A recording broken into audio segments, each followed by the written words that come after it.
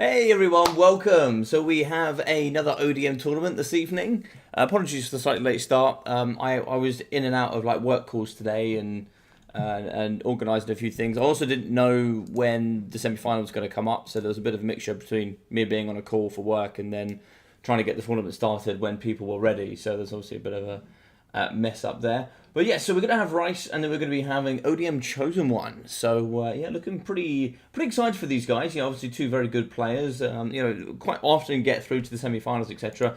We've missed game one because they started without me. But now we're going to be going into game two with Vampire Coast mirror match, which is always very interesting. How are we doing, Dog? We've got Dog, Hanadin, CJ, DJ, of course, and then we've got Killer Lion. How are we doing, guys? Well, it's Kill Our Lion, so I assume that's meant to be Killer Lion, but yes. Yeah, it's very...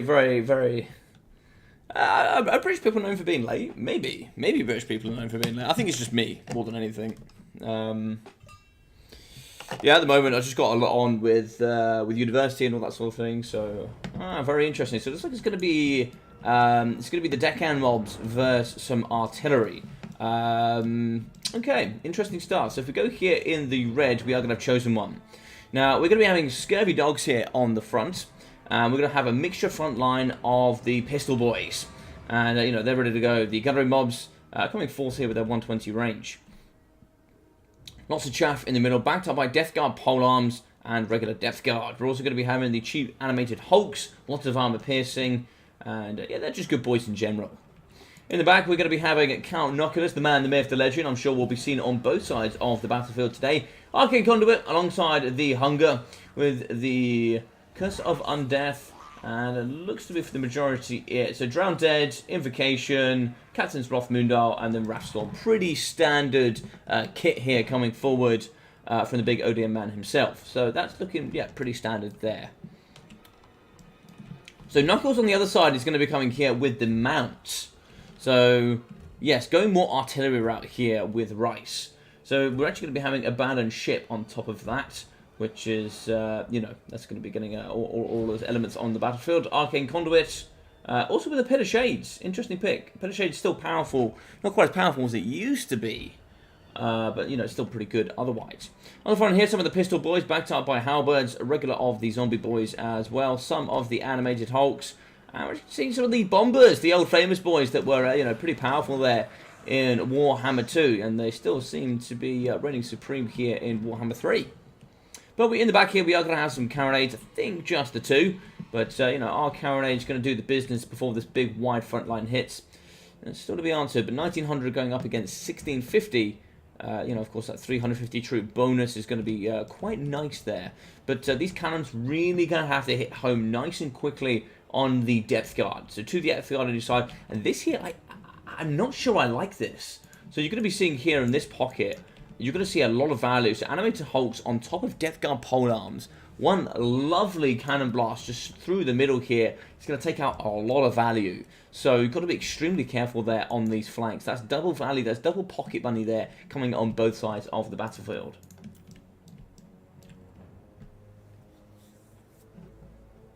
So how are we all doing, guys? Hope you're having a fantastic day. Who do you think is going to take this one? Is it going to be Knuckles here on the mount, or are we going to have Knuckles here on foot? Now, Knuckles on foot is a bit of a Chad, I'm not going to lie to you. He is ready to go there with that big, juicy halberd. And the way he stands is just so tall, and it's just like, come at me, bro! Like some sort of, like, you know, WWE fighter or something, you know? He's just going to be in the corner, just hurling abuse here at his opponent.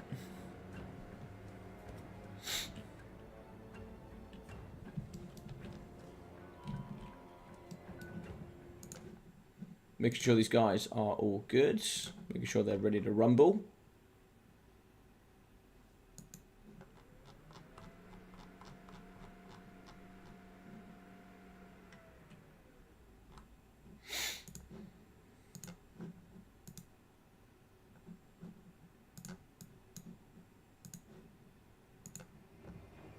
Neither side seem to be going ahead here.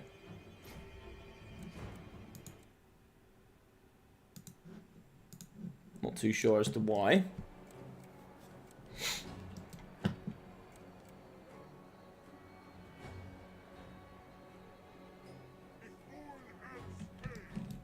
seems to be that not a lot is happening here.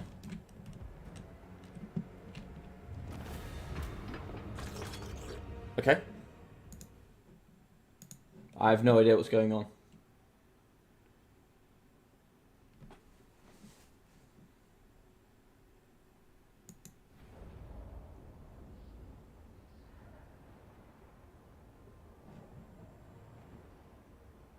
I'm betting on Vampire Counts. Love it, dog. Love it. Oh, I think they're both ready. Maybe there was just an issue with... I don't know. Maybe there was an issue with something? Not too sure.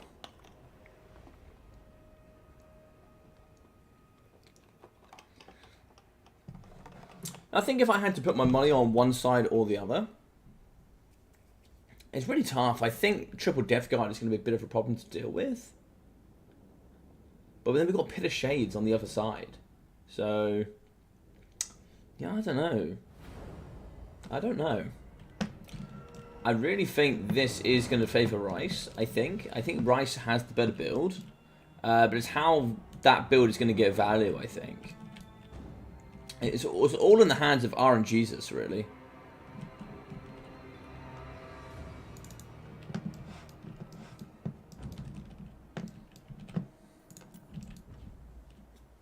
One player had passive of Undeath, which is bugs. Ah, thank you, gents. How we doing? There was a rule break. Ah, no problem. Nobody told me. Nobody told me. So you can't have the law passive, I see. Right. Well, thank God I went through it, out of interest, why is it bugged? How's it bugged? Is it just because the fact there's just too much healing, or does it just proc all the time?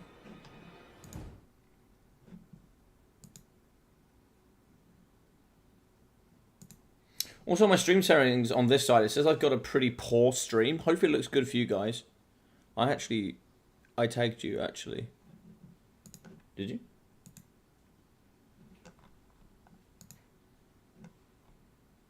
Oh. Oh, I see this now. Right, yeah, sorry. I can see here contacting a referee. Yeah, sorry, yeah, I'm with you now.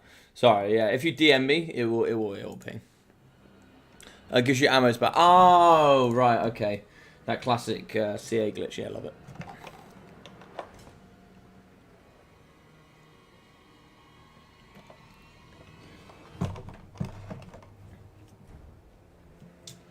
I mean, what's he going to get with that extra 100 gold? That's what I want to know. I want to know how he's upgraded here. What did he bring to the battlefield? That's the question. What did he bring instead? Probably not a lot.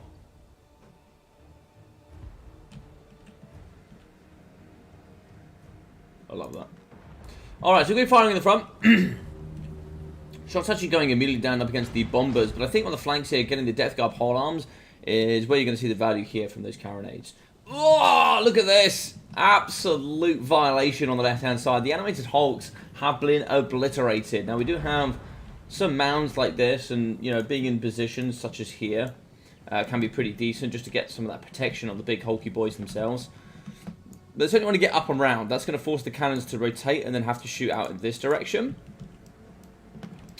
As you can see here, come around the corners, we are going to have scurvy dogs, but, you know, scurvy dogs are going to find it pretty hard here in the backside with animated hulks. This defensive position is a lot better in regards to focusing your specific units down on targets you need them to focus on. So, obviously, we're going to be taking down the Depth Guard. It's going to give time here to Rice to move those components into the correct position and then find the good engagements. Where it's going to be good here for Chosen One having the mobility is he can now pick the fights he wants, really, and can kind of, you know, bait and switch out units. But we can see here on the side the Depth Guard pole arms are getting destroyed. This one's going to get away with it, but the animated hulks in behind them aren't looking good. And if you smash this left-hand side, you've only then got to focus on the right. There's not too much there to worry about. So, I don't know... I don't know how game 1 went. I don't know if you know Hanadins, but... I think it looks good. Alright, good. Thanks, man. Appreciate that. Yeah, in the back here, Scurvy's just going to be waiting. They actually have a little bit of a rift for them. You know, it's quite hard to see this, but you can see here the cannons will have a bit of a problem here shooting up on this rift. Over the right-hand side, animated hulks getting around here a little bit for free, but they will be, you know, met by their own hulks, and we could shoot here with the gunnery mobs as well. Firing in the front, Knuckles is going to get busy up against the zombie pirate deckhands, but actually wouldn't mind seeing this one going straight after the other Noculus. Getting that halberd in there, that anti-large, and, you know, a really good large entity sniper, he's going to do, you know, pretty well here in the middle, I would have thought. Gun firing here at the front. We now have guns in the back here firing up against the Scurvy Dogs. They have no armor at all, so it's just going to be pure value here in the backside. Hogs coming around the corner. They'll certainly do some good compromising. Death Guard, yeah, it's a sad shame here to see there's only 11 pole arms left, but, you know, they've got to get in there, they've got to do the business, and they really want to shut down some of the bombers if they can. They're very, very powerful indeed. On the side, we are going to have Scurvy Dogs fighting here up against the zombie pirate Deckery gunnery mobs. And then we have some deckhand pole arms coming around the corner, and they'll do all the business here up against the animated hulks. Cannon's going to be firing downhill up against the Death Guard pole arms. And the pole arms here suddenly taking a bit of punishment. 7 models going down. We do see in the backside Carronade, I think, is going to be taking this effect as well. So Noculus is going to take a Rastorm to the face. Rastorm coming down on top of the Carronades. Lovely stuff. 3 still ongoing, but they are going to be in crumble range, which is not good there for the artillery pieces. In the backside, gunnery mobs going to be getting flocked to here by mass Scurvy Dogs as they get pulled out of position. We do see in the back here, we saw some Depth Guard from Rice just holding in the pocket. But here we go, dogs are in. And now we're going to be taking down the artillery crews, but they've certainly done their job. We can see here, 500 value, so they got a fair amount, and that's going to be the hulks. I can't see what the other one is, but yeah, I'm pretty sure I got some good value as well. So bombs firing over the top. Pin of chains in the back, that's going to catch a lot of the Depth Guard and the animated hulks. That's just going to be lots of free value there, pinning in with the pole arms and also animated hulks as well. But it's like the pole arms really dwindling down in numbers. You can say the same there for the Depth Guard. Depth Guard, I'm going to get an invocation heal, but how many models have we got left here? So it's going to be still 53 models, so there's a lot of healing to be had. Guns firing in the front, they're going to be just wrecking down the models here of the deckhand mobs. Bombers in behind, and you know, they'll certainly bring the pain in the middle. Animated going up against animated, but Chosen Ones animated really are falling very quickly. Scurvy Dogs get the rear charge here on the gunnery mobs. Other gunnery mobs is going to be firing into the front. Scurvy's now going to charge forward, and this is going to be a free pick here in the middle. But do we have enough to take down Noculus? I really, really don't think so. You can see balance of power there is going to be favouring the dark side here with Rice. But the guys in red here, that Crimson coming forward, they still have a chance here according to balance of power. I think it's looking pretty bleak at this point, but I think if you get Noculus in here, I think he can do some business. I think he can get some work going, and I think maybe, just maybe, we could drive down the big boy. With a nice effect here with Noculus on this mount, he can do a nice bit of old-fashioned shoot and scoot. You know, get a couple of fire into the frontier, and then you kind of move away again. I think he wants to maybe take down some of this mobility. That actually probably wouldn't be too bad here. Taking that mobility is really going to free up a lot of the force here and any summons we have with the gunnery mobs coming later in the future. In the backside, Depth Guard. They're obviously not going to be healing as they have hunger. Need to be engaged in melee combat there to reap all those benefits. Scurvy Dogs in the middle. Looks like they're going to be taking down the gunnery mobs. We're going to be fine with the artillery pieces in the back here. Where are we aiming for? Looks like we're going to be going after the bombers of the Chosen One. And we see animated hulks charging into the front. And you know, they're going to be doing all the good stuff. All those arm swings as they come through up against the bombers. We see the deckhands, they're going to be joining in and fighting as well, mitigating as much damage as possible. Those meat sacks, you know, really do quite well here. I think we're going to try and pull through with Noculus, get through our infantry here, and allow the big boy to get away here from the halberd wielding maniac. So lovely Rastorm in the back. That's going to be catching a lot of the infantry there of Rice. Down to 37 models there for the Death Guard. The one on the top there is going to be just chewing and feasting on the flesh of the zombie pirates. But in the middle, we're now going to be fighting Scurvies and the rest. I don't know if Noculus is going to be able to get away too far here. He's taking quite a bit of damage from the gunneries in the backside. He's only got 75 armor, so they'll do significant damage over time. So Invocation Overcast here, going to be giving healing to all units in a 35-meter radius. But there's going to be a Crimson Red Tide coming forward here. Noculus is going to get in, and he's going to bring that halberd to the party. And this is where you're going to find Noctis is really going to struggle. In the middle of Depth Guard, looking to try and find a place. But I think that a place called home is going to be difficult. We have halberds nearby. We have animated hulks that can charge in. I don't know if Rice has an angle to get back into this game here. But lots of gunfire going up against Noculus in the backside. More summons here as well. So really nice stuff. Animated hulks. Depth Guard coming across. And as we can see, the Depth Guard now going to be fighting up against the mass scurvy dogs. Looking really good here now for Chosen One. He's managed to pull this, build apart rather nicely. It looks like Depth Guard are going away. One is going to be sacrificed here to the undead gods. As we do see Noctis really just trying to get away here with, anything he possibly can. Yeah, Pit of Shades here actually now. There we go. That's what we were looking for. I was just thinking Pit of Shades there would look rather nice. And it's going to be taking down quite a few units. So I think that's a big win there coming forward from Rice. But I don't know if it's going to be enough. I just do not know if it's going to be enough. So good pull away there from the Depth Guard. If anything can bring them back into the game, maybe that's going to be it. But the Depth Guard are going to struggle with Noculus. Zombie Pirate's still going to be firing into the mixture. And I think here Chosen One is probably going to take this. I just don't see there being enough left to win this battle.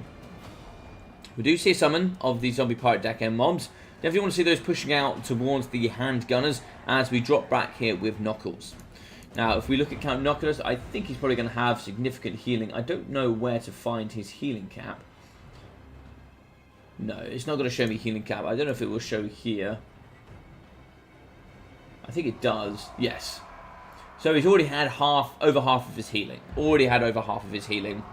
Shots going in amongst the scurvy dogs. Going to get lots of damage there. Artillery as well. We'll have that negative on leadership. So it's going to be, pretty good at removing some of those dogs. Wrathstorm on the top here of Noctis as well. That is looking terrifying on the damage profile. But now they're going to be fighting with Terror up against the Scurvies, which is going to be pretty nice indeed. Actually, yeah, of course he's being undead. It's not going to get affected, but I don't know. I just think he's taking far too much damage. Wrathstorm coming down though on Noculus.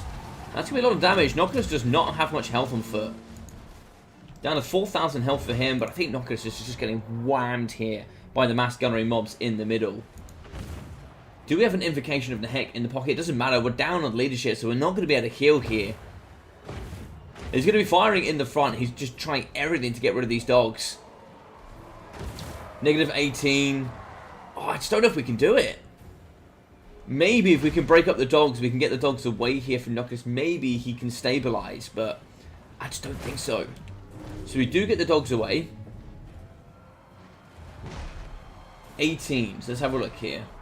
So attack from the rear. That should go. And he's now stabilized, but that's going to be army losses. Really unfortunate. Pit of Shades coming through as well. And that's unfortunate there. Hey, Ad, how you doing? Greetings from Cyprus. Nice, man. I think it's not allowed to spend 100 G since it was a rule break, just like...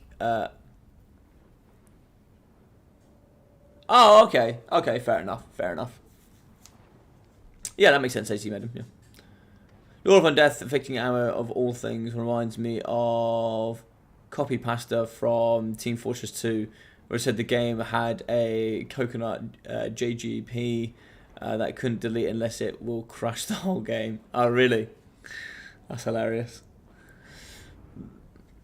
I think there's definitely enough for Chosen One to win. Yeah, I was more worried when he hit, was he going to have enough punch to finish it off?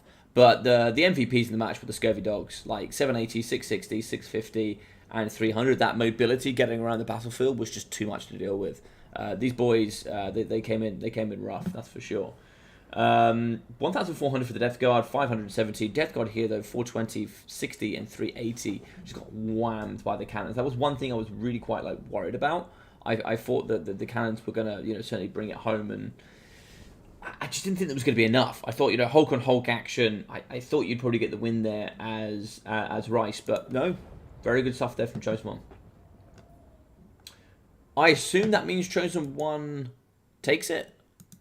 I don't actually know. But we're still waiting for the Green One Phoenix King. So, yes. They're not actually in their semi-final yet, so we actually can't start with that.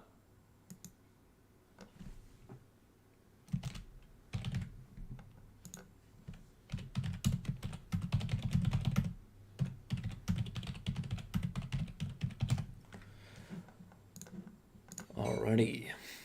So they're not ready. So I think what we can do is we have game 1. That I could do game 1 whilst we wait.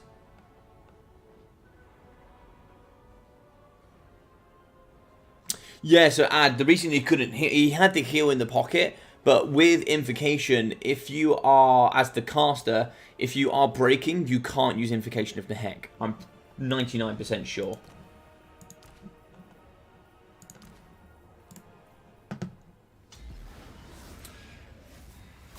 Yeah, so cannot use if leadership is higher. So can use if leadership is higher than broken. Yes. TG. Oh, the green one. All right. Oh, it literally just finished. Oh, 2-1 to the green one. The Phoenix King. I have to say something about the Phoenix King, right? The Phoenix King was like, great player in Warhammer 2, top memer, brilliant bloke. But in Warhammer 3, this man has like really turned it up, and like he's become one of the forces to be reckoned with, man. Like this guy has really shown up in the scene. Yes, it's one of the only heals in the game, ad mortem, that basically you can't use if you're broken. Pretty much. Yes. Yes. If it's overcast, oh, it's still 0.8. Yeah. So if it's overcast, you just get the meter of effect. It's still max 4 now. Okay, I thought it used to be. I thought it wasn't limited, but looks like it is. All right. So it looks like we're going to be having the green one. The green one. Where are you, my friend? So it looks like we are ready to go. So we have the green one going up against Strat Game. Strat Game beating Dilatron, and Dilatron beating the Naked Cherub. Matthew B, my boy from GGX, he lost the Strat Game. Chosen One, his pathway is going to be beating the Rocketaroo, who's going to be the new ODM member. Varax, and so Rice beat Diamond to Bronze. Elyak East, who used to be one of my Shortbeard players. Now it's obviously going to be beating Rice. So we've seen Chosen One in the final for the best of 5. Map up here is going to be Cliff of Beasts. The Cliff of the Beasts.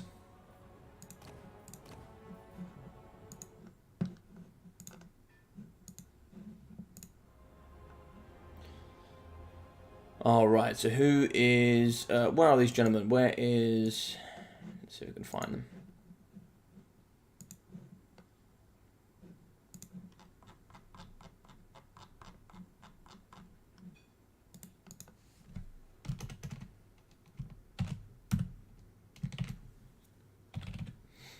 Ooh, the green one. Strat Game.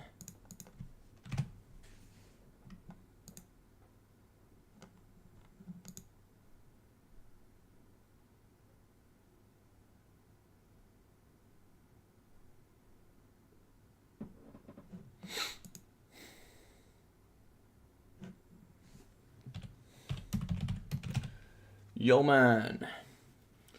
Yo, Strike Game, my bro. What's up, baby? Talk to me.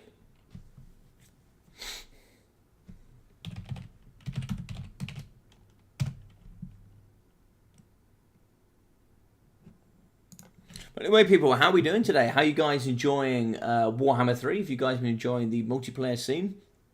Little update on me, because obviously you guys obviously don't see anywhere near as much of me as you used to. For me, there's a lot going on in my life in regards to new job, back at uni, now completing my second master's that I wanted to finish off, and other bits and bobs as well. I'm also doing a lot more coaching than I used to in Warhammer 3.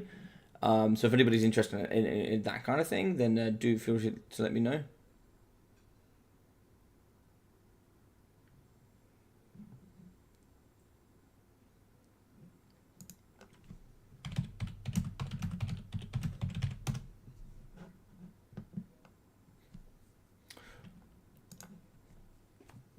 But yeah, how you guys enjoying Warhammer so far? Have you been watching like all the Turin tournaments or the Human Boy tournaments, etc.? Have you guys been enjoying it? You know, and all the ODM tournaments. These guys been throwing on tournaments every week. What have you guys been thinking? Some content that I think I'm going to be pushing forward as well. So, for example, with ODM, I did the Warriors of Chaos Skaven matchup breakdown. We also did Tzeentch vs Dark Elves. After we've done those live streams, what I'm going to do is I'm going to condense them into like a 10-minute video, where I'll do a video that I'll break down that matchup in less than 10 minutes. I'll try and keep it as short as I can. It'll be like, bish, bash, bosh, there's the matchup. That's what you need to think about. Which, you know, should hopefully be some cool stuff for you guys to like digest and help you in that.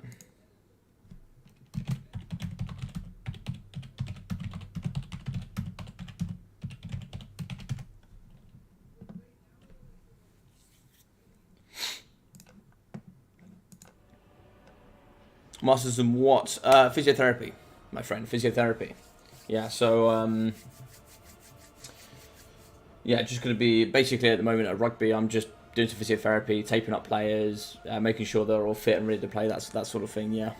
Yeah, second one, dude. Yeah, second one.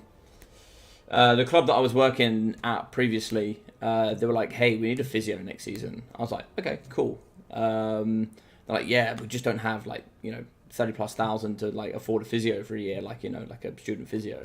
I was like, cool, well, why don't you pay for me to do my second master's in physiotherapy and I'll be a physio? And they were like, oh yeah, that's a sick idea. So they're like paid for, like, I already had like 25% off the uni anyway, because I was like alumni from there. So I was like, hey, you're going to get 25% off, it's going to be dirt cheap, I get a master's degree in physiotherapy and you get a physio. And they were like, oh, yeah, that makes sense. So we just did that basically, and it was yeah. Win-win for everybody, basically. So, yeah, couldn't be happier.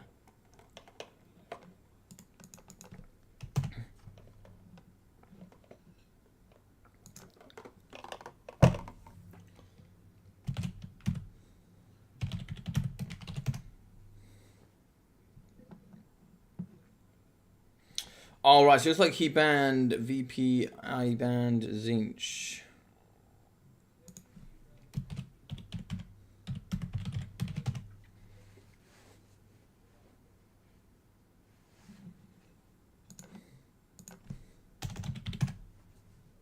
So I think the perma bans are going to be VP and Tzeentch. He did Warriors of Chaos ban V. Awesome, cheers. Yeah, so it looks like global bans were VP Tzeentch. Interesting perma bans. He's going to go Warriors of Chaos ban VC and TK. Interesting stuff. Then I chose Warriors of Chaos. So it's going to be another mirror match. Warriors of Chaos against Warriors of Chaos. Lovely. All right. 23 factions, and we still got a mirror match. Excellent. Second one in a row. You gotta love it, guys. You gotta love it. Good on you for seeing it. Oh, thanks, man. Thanks, yeah. When you start working for Liverpool, you gotta market the game for the players. I don't think I'd work for Liverpool, man. Also, I'm in London, so Liverpool's hours away. Maybe, how far would Liverpool be? 3.5 hours? Maybe more? Maybe more? Let me have a look for you now. London to Liverpool. I guess 3.5 hours, I think.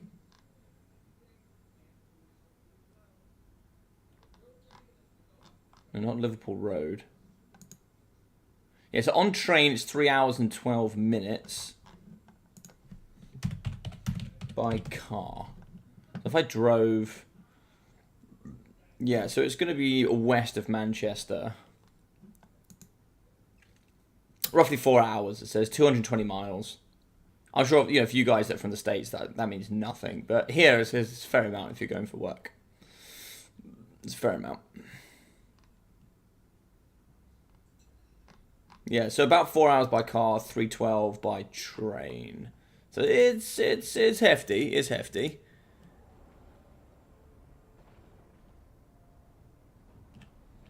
What are the factions you never face and have no meta for because of it?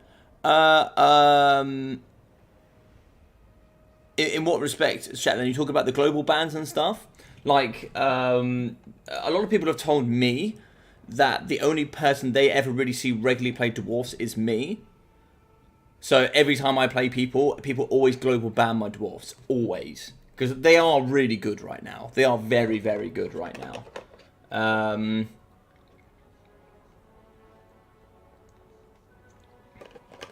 Which is understandable. That's way too far. I'm lucky if I live 15 minutes from work. Exactly. I think we need to bring Mirror Guard in this fight just to be thematic. I agree. Mirror Guard are fantastic anyway. So start games ready. Just wait for the green one, see what he has cooking up in the... If there's one thing about the green one, right? If there's one thing about the green one, you always know he's going to put a hard curveball on that. He'll go, this is the build you should bring, but I'm going to bring this. And then I'm going to make that work. And I'm like, I don't know how you did that, but I like it. What are the unpopular factions in my question? I think the most banned ones are like VC, Cafe, Warriors of Chaos, Zinch. They tend to be the main ones. And people that play against me is just hard banned Dwarfs. And I go, that's cool. I'll use Cathay to play as Dwarfs instead. Yeah.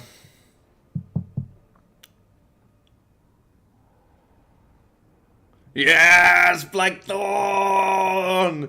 Coming in with those big emojis, baby. I love it. How you doing, man? Hope you're doing well. But yes, people hate playing my Dwarfs. Because the thing is, like, Dwarfs, like, counter VC now. Dwarfs... I think do pretty well against Cafe, actually, surprisingly. I mean, I've found out a good couple of strategies that work quite well. I think they can actually still do pretty well against Warriors of Chaos. I know people hate to hear it, but I think actually they do okay. From my experience, though, like, you know, as a tournament player, you know, I don't play in that many tournaments, but I still play a lot and I still train a lot. So, and I think Dowie are pretty nasty. That Rune of Half and Home, that's pretty good.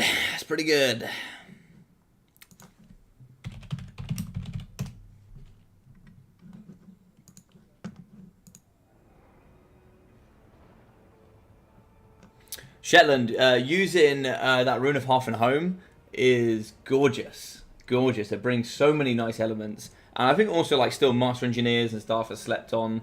Like, there are certain matchups that Master Engineers, like, for example, if you go to Bretonia, you just bring Master Engineers.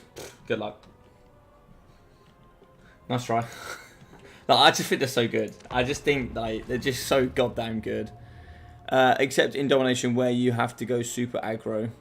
Yeah, I think Domination is a different topic. I don't think Dwarves are as bad in Domination as people make them out to be, but I think they are still pretty bad.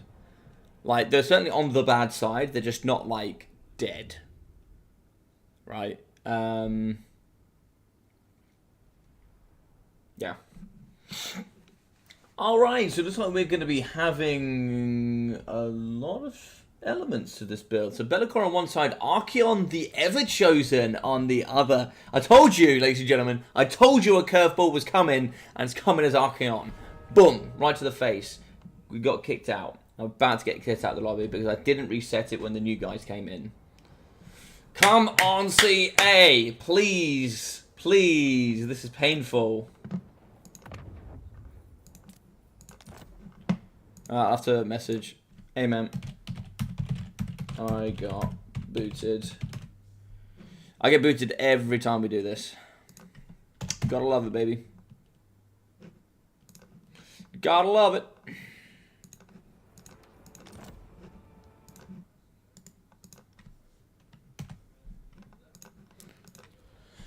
Why is Horse Skirmish still meta in...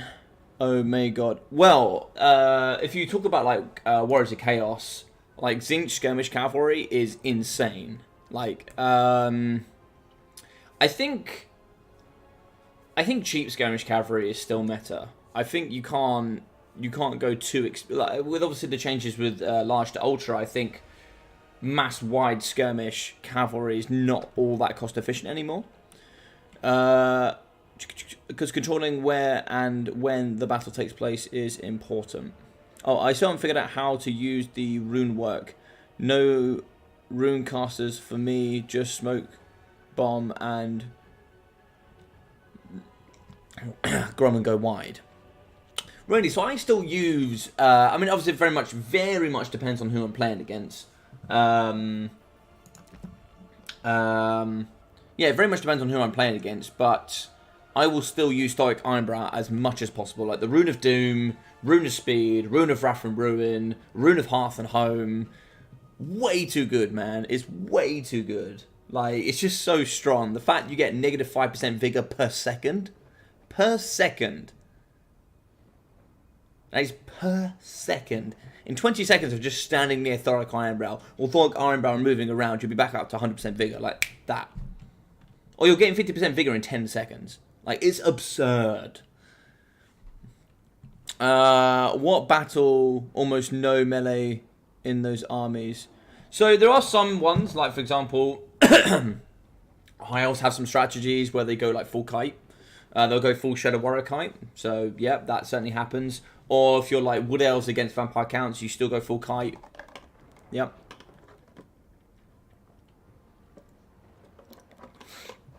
I hope so too, man. I love the green boys. Green skins are super fun. I've never used Thoric. He feels like a betrayal to the balanced Dowie Lords. Yeah, I mean, he certainly is the anime character that came in 4 seasons too late and is way overpowered. And they kind of gently nerf him throughout the season because they're like, oh yeah, you're a little bit too strong. But yeah, he is like strong. But there was a big buff to Thorgan Grudgebearer. He saw 500 HP bonuses and then some change to a few other small elements. But he certainly saw some buffs. But even then, just take a runesmith, and he'll still have the Rune of Hearth and Home, and that'll be pretty powerful there. But Thoric Ironbrow just is just a GG's. Thanks for playing. Yeah, appreciate you, bro. 400 gold for him being on an anvil with also the Rune of Doom. Excellent, excellent. Like Rune of Doom alone is good enough for 400 gold value. In my personal opinion, I think it's just absurdly strong. So, we'll talk about the skirmish cavalry here. So, we're going to see Throwing Axes, Horse Masters on the front. Where's his marks going to go? So, one here into the Tzeentch spawn. So, we're going to see one of the marks going there. No marks of Be'lakor. Hellstriders. 4 Hellstriders. So, he's put all of his marks into Hellstriders and then 1 spawn for some reason. Hellstriders really, really strong. Still very, very strong. They are going to get nerfed for sure, I think 100%. I think actually going for the Tzeentch Cavalry is better. Having that 10% armor sunder, that 10 armor sunder, that fire weakness with fire damage and magic is really handy. Really obliterates, horse masters, etc. a lot quicker. Throwing axes is interesting. You're going down by 10 range, so you might lose the skirmish effect. But obviously we're going to have Warhounds and we're going to have the very powerful Hellstriders in from behind. So, but to counter that, we're going to be doing Chaos Knights. Oh, Chosen One, what have you done? What have you done? And then we're going to have the Skull Crushers of Khorne. I mean, I love it. I love it. Heavy Armor Cavalry in this game is complete dog shite, but I think it's fantastic that he's going to try this. Marauders. Because I don't think he's going to have any vigor bonuses, right? So we're going to see Fight or Die, Slayer of Kings, the Armor of Morkar, which is an interesting one. Spirit Leech, Searing Doom there from Archaon, and that's going to be it. Over on the other side, we're going to have a Be'lakor, here with the Shadow Shroud, the Dark Master, Enfeebling Foe, and the Pit of Shades. If I had to put money on something, I'm probably looking more towards Strat Game. I think Strat Game has a pretty decent build here. Skirmish over on the left-hand side here. It's a bit bold from Strat Game. That's really, really bold. That is literally, yeah, that is one push away from it being an absolute slam. But I think that's a bit of a bait and switch here. We're going to see a bit of a counter charge coming to the backside. Look at those golden hooves as they charge through the battlefield. But yeah, these Hellstriders going to, certainly bonk on the back door here of the Chaos Knights. In the middle, we are going to be having Be'lakor fighting him. He's going to be scrapping up against Archaon. Archaon wants some of the heat. Final dice going down. Master of the Dark here. Also activated negative 40 melee attack. Still going to be fighting with 870 weapon strength. And he needs to bonk on the front door here of Be'lakor. And he needs to do it quickly. So Slayer of Kings, the Armor of Morkar as well going down. That's going to be a hell of a lot of investment here. And that's going to be some absurd stats. 84 million defense. Jesus Christ. Be'lakor is going to be hitting like a wet noodle here in the back pocket. Fighting here is looking rather even. Yeah, I don't know. Be'lakor 9,000. 5,700 there for Archaon. And can Be'lakor heal? Be'lakor cannot heal. Pit of Shades in the backside, though, is going to be catching up against the Skull Crushers. One nice, cheap counter up against the heavy armored cavalry. They do break down the Chaos Warhounds. Marauder Horse Masters in fighting in melee combat as well. Over the backside, the Skirmish Cavalry going to be firing in and amongst the Chaos Spawn. It looks like balance here is going to be favouring, I think, Strat Game. I think, no, actually, no, it's going to be favouring, no, it is going to be favouring Strat Game. Yeah, okay. Well, we can see here, we do have the Chosen One. He's going to be, not Chosen One, sorry, we're going to have the Green One breaking some of the cavalry here at Strat Game. Shooting and scooting in the backside. This is going to be an epic Lord Duel, but I did think it might struggle here with Archaon a little bit. Be'lakor is just absurdly dumb strong. We do see Horse Masters firing into the backside here at Be'lakor. Yeah, a bit of a 360 no-scope there in the backside. Archaon is wavering, and there's nothing really here to stop them from finishing off Archaon. I mean, he's got 90 speed. What's it here for Archaon? Archaon's 94 speed. Since when? Since when was Archaon 94 speed? I mean, I rate that. He's just a gangster as hell, man. Look at this guy. Horse Masters are getting broken from the Green One. We do see some Hellstriders on the outside here. You know, they could be certainly... Oh, no. Looks like we're going to... Green One's cavalry's going to be breaking. Going to be chasing off with Horse Masters. Yeah, it's looking pretty bleak here for Green One, I think. Strat Game throwing axes coming over the top. They're going to be bonking onto the Skull Crushers of Khorne. Be'lakor flying over the top. He doesn't really need to find a place called home yet. And it looks like we're going to be saying goodbye to Archaon there. 1,500 HP left. He could probably actually do quite well here if he was able to turn and fight. But, you know, some of the best players in the game. Strat Game. Yeah, it's just very, very good gameplay there. Just pushing him off. Making sure he doesn't return. Excellent stuff. In the backside here, Skull Crushers, Chaos Knights really dwindling down here. They're going to be probably exhausted. They're very tired. So they're going to take massive punishments to their armor, melee attack, weapon strength, charge bonuses. They lose so many benefits that they bring to the battlefield and pay for so quickly here. It's, you know, it's kind of painful, really. But Be'lakor's going to be moving through the battlefield. He's going to be in and amongst the Marauder Horse Masters. They're going to be kiting a little bit, but that is going to be the game. Carl is something special. What's this, sorry? I've missed all the chat. I've never used Doric. Oh, blah, blah, blah. Gently nerf him by giving him perfect vigor aura. Exactly, ODM. Loopy. You know that just gently nerfing him by giving him perfect vigor constantly is the way to play. Yeah, I feel like Larry... I feel like the Larry I of Dwarf... they need to limit Rune of Doom to 3, like Imric's Horn. I disagree. I disagree. When I actually think... Okay, and here's actually an opinion. I think the Horn should be unlimited as well. A longer cooldown, and it should be unlimited. That's what I actually think. That's what I've always thought.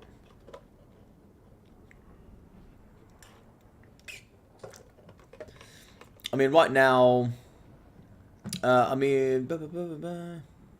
Larry isn't even doing strong anymore. Well, she's not terrible. There's certainly matchups that I've used her in that she is still great, for sure. There is still, like, I still like her against, like, vampire counts, etc. They need... Sorry, I missed that. I mean, she might not be strongest, but she has star, so always going to be strong. Yeah, exactly. I still use the star. Like, I feel like Larry, double Star Dragon against the Vampire Counts is still pretty strong, right?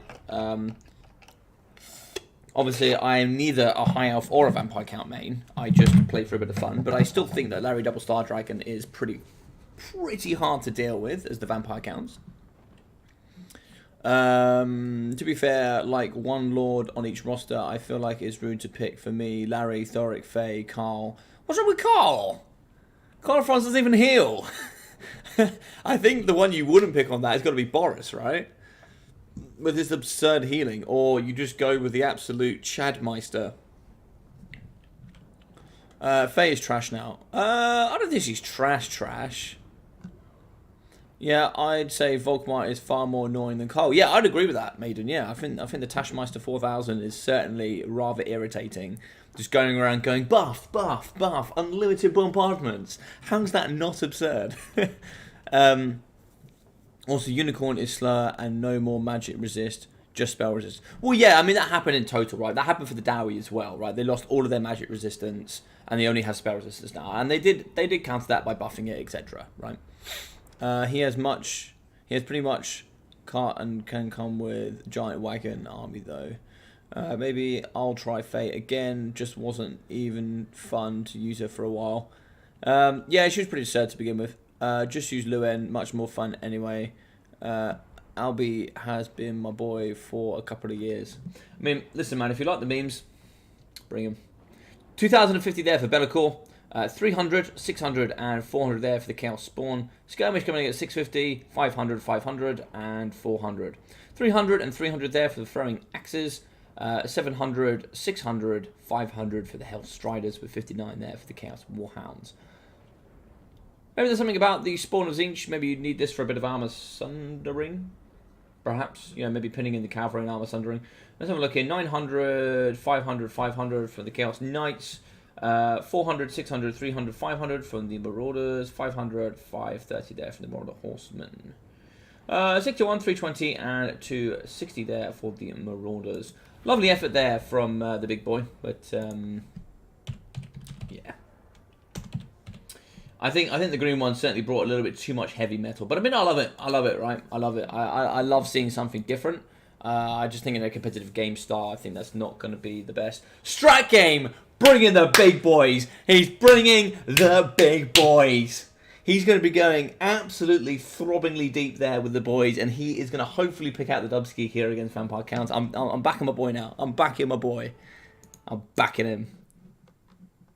So I choose Dwarf Band, Skaven, High Elves.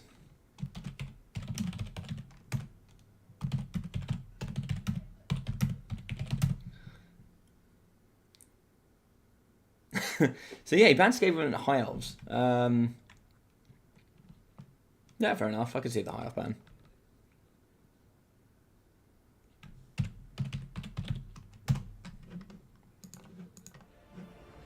Yo, Monkey Luck, how we doing, baby? Hope we doing well. Hellstriders, Belly, Spawn, Horsemen. Yeah. AI, Aura, and Super Fast isn't a meme. I mean, Alberic's good, I think. I think Alberic has a place in maybe a matchup. Maybe. What matchups would you take Alberic that you take over Faye or that you take over Leon Kerr? I'm interested. Shetland. I'm not saying you're wrong. By all means. But like, what matchups would you take Alberic in that you would get an advantage of having him rather than Faye or any other of the legendary lords, basically? I'm late to the party, but doing great. Thanks for asking, bruv.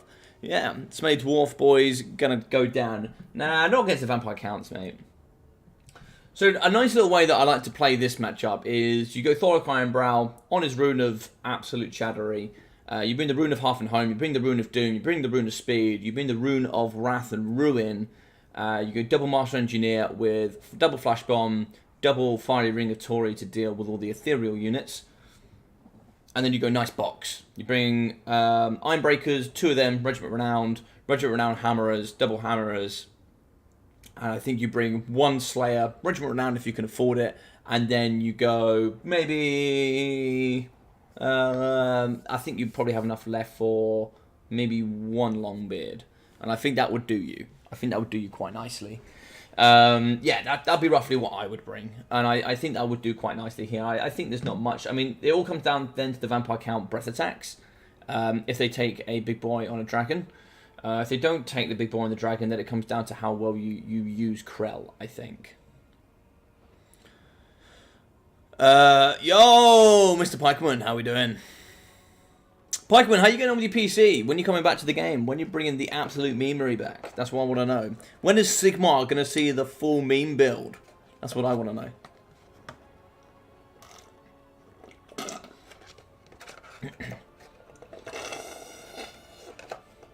Ladies and gentlemen, that is coffee down the hatch. You know what that means? It's gaming time now. Hoping to see Gotrek, Felix, and Thoric. With the Rune of Half and Home and Perfect Vigor and ITP. Exactly! That's what we have to see.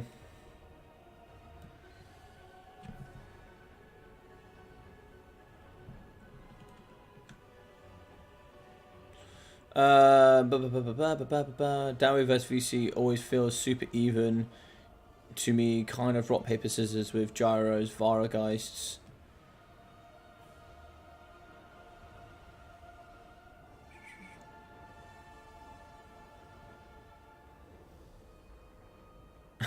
Dream Team would go trip Felix and Thorgrim. I don't know. Like, I mean, Thorgrim doesn't even have magic attacks. I don't think he does. I mean, personally, yeah. So what we're going to be seeing here. Okay, yeah, that's actually pretty similar to the build that I said, but there's going to be a few more Slayers and just blasting charged miners instead. Which is fine, because you're going to have the Rune of Half and Home. Blood Dragon Vampire Lord, so he'll have... Is that Helm of Discord? Helm of Discord? No, he'll have the Vortex for Gyrocopters, right? Yeah.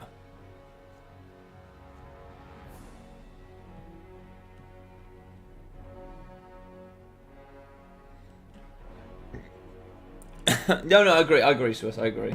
Thoric is obviously a little bit overtuned, but you know, one of the Dowie Lords needs to be, because otherwise they're all pretty hopeless.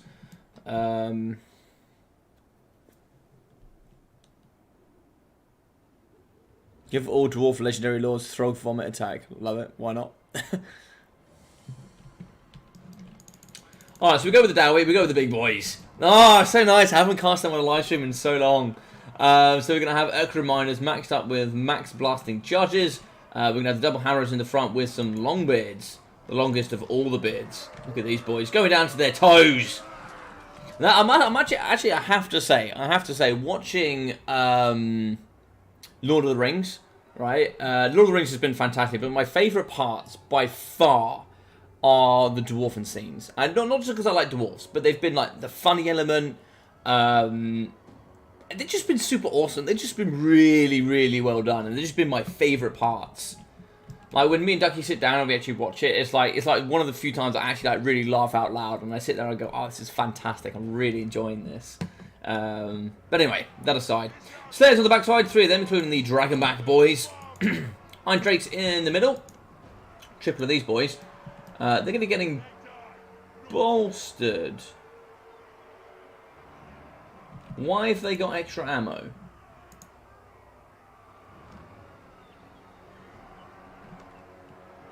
Do we know why they've got extra ammo? Why have they got 100 ammo?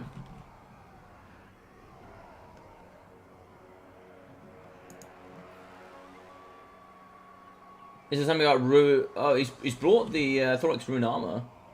Interesting. No Rune of Half and Home. I think that's really interesting. Rune of Speed, the Rune of Wrath and Ruin, and the Rune of Doom. But you bought Thoric's Rune Armor and you didn't bring... I mean, maybe Thoric's Rune Armor has a glitch in it that gives Iron Drakes more ammo, but it's doubled their ammo. Anybody know what's giving them ammo?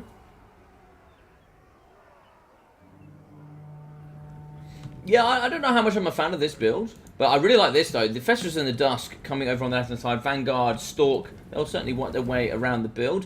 We're going to be seeing Fellbats at the top, including some Vargeists as well. Blood Dragon Vampire will be having the Tornado effect here somewhere, I'm sure. Honor and Death, Swarm of Flies, Raise the Dead, Invocation, Heart Piercing. Oh no, it is the Helmet Discord one. Okay, so we did bring Helmet Discord, Pestilence, and then we see more Vargeists, more Fellbats, and then Direwolves dotted around the pocket. Skeleton Warriors, Graveguard, Great Weapons, only 2. You're going to be seeing no corpse carts. I think this is a bold strategy. I'm not a fan of this VC build. I'm going to be honest. I don't know if this has enough to hit home. Yeah, I think bug exploit. Yeah, it has to be bug exploit because I mean, I'm not going to say no one knows the Dowie better than I do, but I've never seen these come with 100 ammo. I've never seen it. I don't know how he's done it. I think it must be Thorax Ruin Armor. It has to be. This must be giving extra ammo, because I've never seen... Because I've used them with all of these runes, and I've never seen... I never take Thorax Ruin Armor. That's the only thing I can see here that would give extra ammo. I don't know what else would. And I don't like...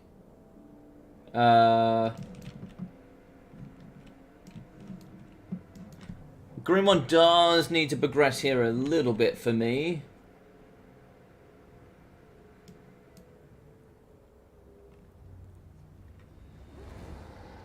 Thoric not being OP again. The will of the ancestors is giving them ammo. Of course, like they die, you know, heroically giving them ammo as they fall over and kill. The balance of power here is going to be in the favour of the Dowie. It's really not liking the undead. Interesting. Oh, you can even see why. It's because of the ammo. It is because of the ammunition that they have balance of power advantage. Because it's double the ammo. So it's doubling their value. I guess they're not terrible melee combatants. I mean, 20 on 27... That's better than miners, and they have more armor. Weapon strength, 20... 22, but that's also armor piercing. Yeah, so breath attack down the line. Good movement there. I would like to see the vampire counts pressuring a little bit more here. If I'm being honest.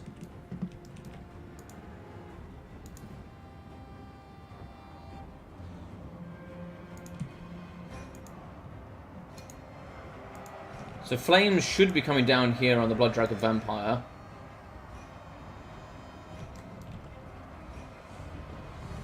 That's not going to miss there. Blasting charge at the front, dealing with the zombies. They'll deal with them rather quickly. So he's going to go for the land, but we have Slayers here. No, he does the fake. Okay. Fellbat's in, but Fellbat's going to do nothing here against Iron Drakes.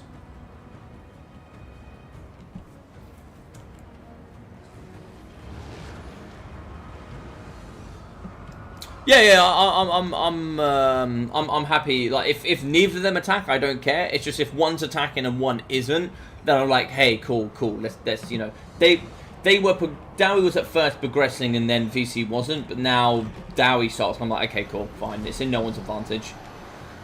Blood Dragon Vampire is gonna get lovely damage here on the Iron Drakes. Blasting charges everywhere. The screen, my PC is dying. Everyone here is dying. Oh my god, Crypt Ghouls are dying. Everyone's dying. Charging the back here, Direwolf's going to be going up against the Dragonback Slayers. Direwolves actually do pretty decent there. Of course, no armor there for the Slayer boys. Thoric Ironbrow should be here on the left. Oh, he's in the back there. What's he fighting up against? The Direwolves. Ruinous Speed here. Yeah, so Ruinous Speed gets activated on the Slayers. They'll now be absolute lawnmowers.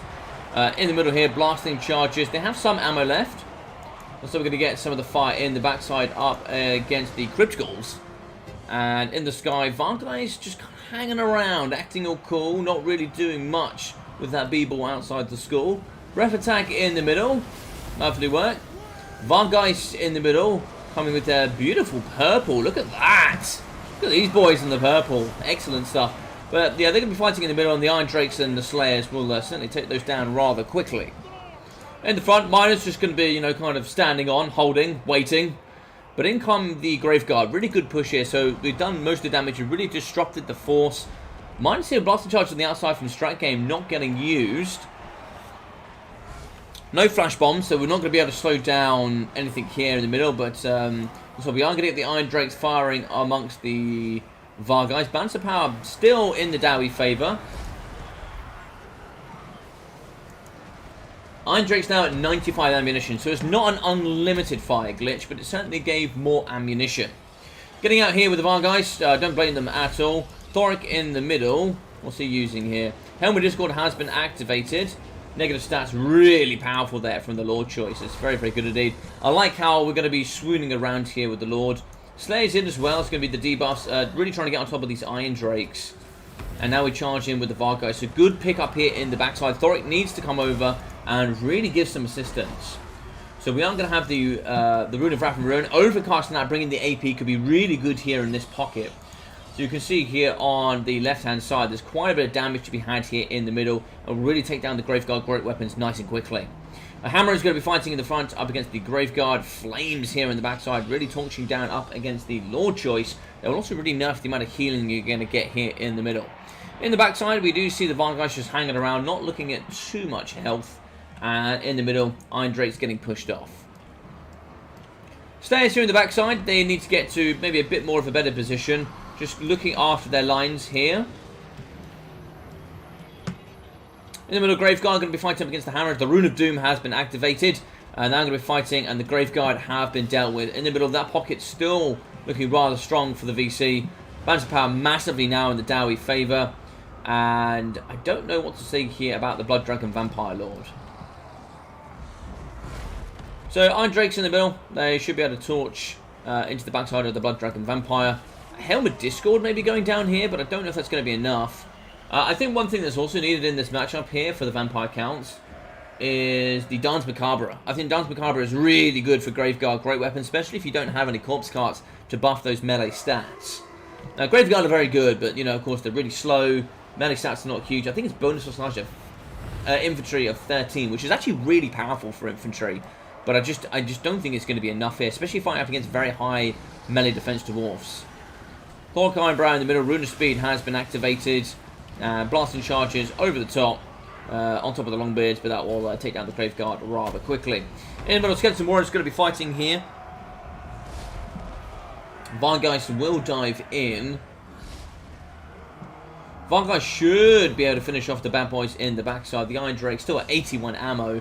Now have a bonus to their missile strength. I don't know why they have a bonus to their missile strength. They're up to 150 now. They have bonuses all over the shop. I don't know why they have bonuses all over the shop. There must be something I'm missing. There must be something I'm missing. I don't know what I'm missing, but I'm missing something. But, yeah, Thoric's Rune Armor is going to give some nice armor buffs here to the hammers, etc. But, yeah, miners, they'll move across and they'll do all the work. Looks like it is going to be the Rune of Wrath and Ruin here on the Skeleton Warriors. It's just going to be the Lord Choice left. What's fighting here in the middle? One of the zombies that is going to break down rather quickly. Negative 25, so they're going to be getting chunks off their health rather quickly. Negative 37, as soon as they hit about 50, watch them shatter and then just die into the ultimate pit from whence they came. But we see in the middle Fellbats with a summon of the zombies fighting, immediately going down to 20 leadership. So zoom, straight down from one side to the other. And then they're going to be fighting here with the Blood Dragon Vampire Lord. He's going to be at 3,500 HP. We do actually have an invocation. I wouldn't mind seeing that used now, once he actually has positive leadership. Vanguards could also do with a bit of healing, so here in this pocket maybe it could be quite nice, but it looks like he's going to prioritize the summons.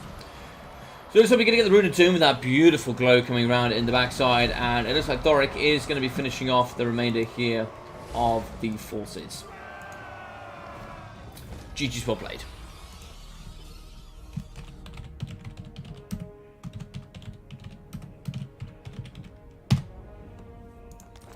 Alright.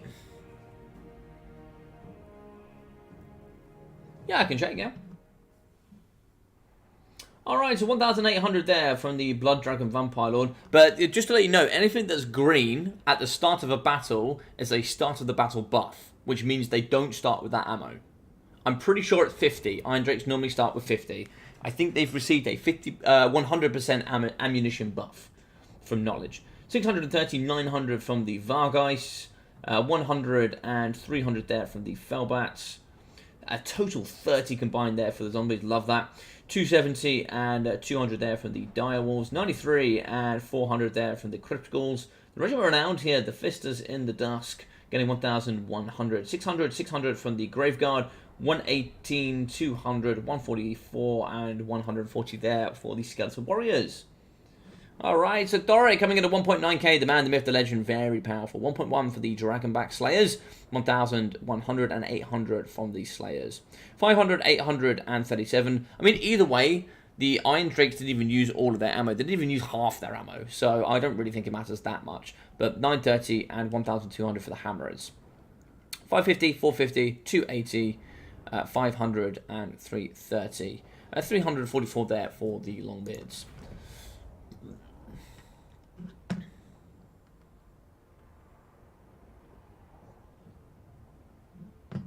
If the Iron Drakes don't kill the Slayers, I'll be impressed. Imagine that. How did you die in combat? I got torched by my own Dowie.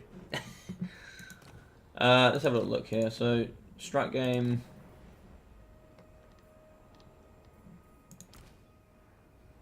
Oh, 25 ammunition. So they actually got 400% buff, right? Well, they got a buff of 75 ammunition. And they went from 147 up to 150 missile strength. So, I don't know why that was. But yeah. They have burst fire for their special, animations. Can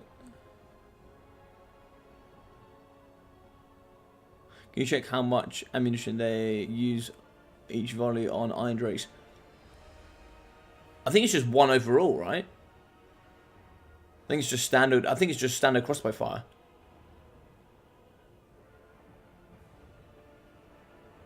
It could be a UI bug. I can check now.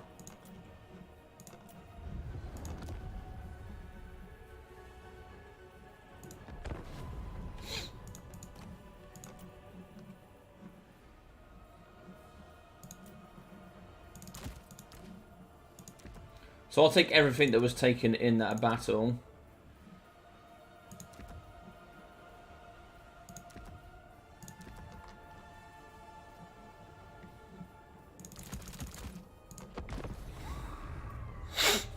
So each volley has 4 missiles. Hang on one second, let me catch up with you guys. Man, those charges destroyed the graveyard. Oh, I didn't see that, but they possibly did, yeah. The Regiment Renowned really would... Even the Regiment Renowned miners will do really well against Graveguard. Yeah, for sure. Man, those... so much for low AP. They've got decent explosive AP as well as just regular AP as well.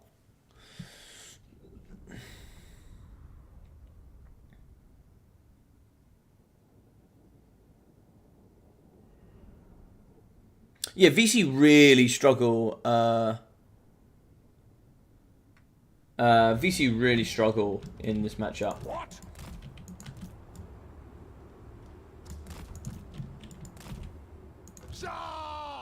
So they actually get 100 ammo here. Thoric Iron Brow! Valleya bless our aim! Iron Drakes!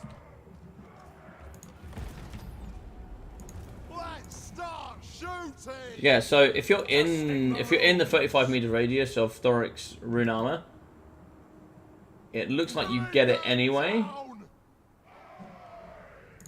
Iron Drakes! Looks like they get it outside anyway. So It is a reckoning! 140 armor is absurd. It's just absurd. So it could just be a visual. It could just be a visual. Hey, Domination Lover, how we doing? It could just be a visual glitch. Could just be a visual glitch. Not too sure. Not too sure.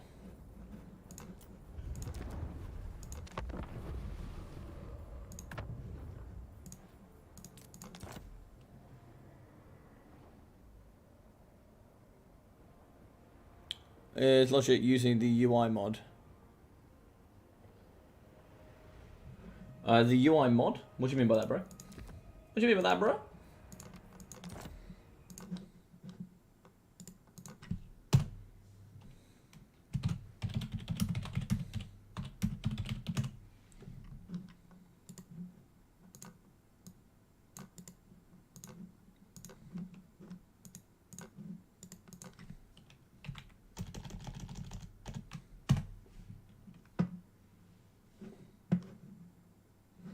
Strike game is in, baby. We're ready to go. It's just visuals, no worries. Yeah. Sweet. I'll report it. I'll report it. I'll get it done.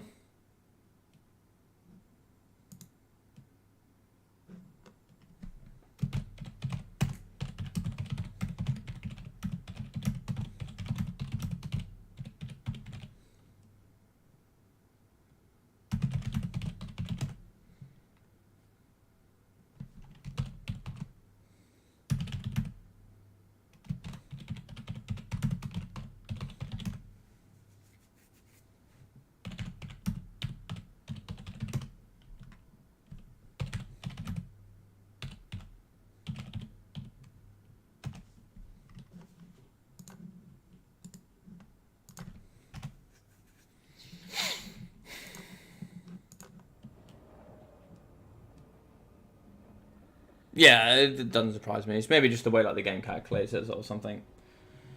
So we're in the final now. It's going to be so strat game move through. It's not changed on the website, but we can see here it's going to be up against the Chosen One, and we're going to be on the Schwarsterhafen.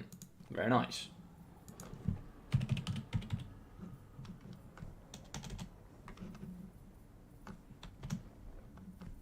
Is it CH? Ah, there we go.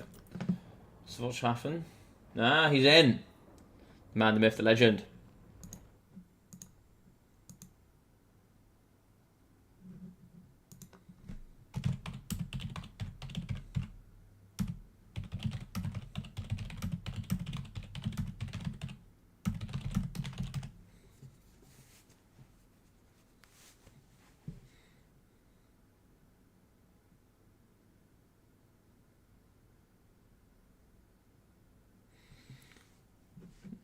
Yeah, so I was just trying to strat game now, and he's like, I was like, yeah, we're talking about the Rune of Half and Home. He's like, yeah, I didn't even know about it. So it's amazing, really. Like, not that many people actually know Dwarfs very well. I think Dwarfs is one of the strongest resources you can have in Warhammer 3 that people actually just don't use, and it's one of the best counters to the top factions, in my opinion. Hey, how you doing, Tim? Do you often use left, right? Oh, there's a guy in the chat, ladies and gentlemen. And listen, there's a guy in the chat here that you don't know about. He is a man that is 6'5". He is an ex-professional here in this industry, and some of you might know him, some of you might not. He's under a different alias here today. And he is the legend in this community, and you either know him or you don't. But the left strategy is something that has been used in the Total War Warhammer 3 multiplayer for very few people, actually. It's been used in the multiplayer Warhammer for quite some time. But yeah, nice to see you, Tim. Hope you're doing well, buddy. Hope things are going well for you. Of course, after you dropped out of the scene, being probably one of the best players that the industry has ever seen. Yeah, tremendous player indeed. Tremendous player. Maybe some of you know, maybe some of you won't. Doesn't play anymore, but it'd be very nice to see him back into the community, destroying it the way he used to. But yeah, looks like strike game. I think maybe VC against what else here? That could be a little bit hard there for the vampire counts. Anyway, Mr. Tim, speaking of the left strategy, I haven't seen you in a while, my friend. We need to get you back on that left strategy. Myself and Darky have been wanting to see that for a while. So I hope you're doing well, my friend.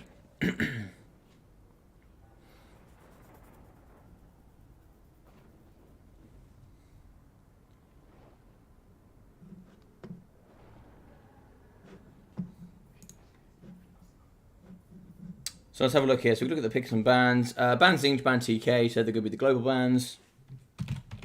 Thanks, mate. And then it's like, I choose VP, ban VP, ban Cafe. So he doesn't want the mirror match. Yeah, I think ban Cafe is really smart. That's a pretty hard matchup. And it's not going to go Wood Elves for Chosen One. VC was on the table. Okay. I think VC versus Coast Rider is a guaranteed win, but...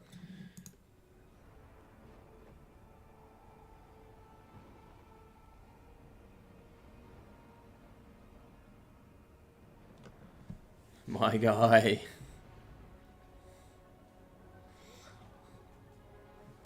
You have to let us know when you're going to come back on, Big Tim. You have to let us know. Been waiting in the wings. Been waiting in the wings.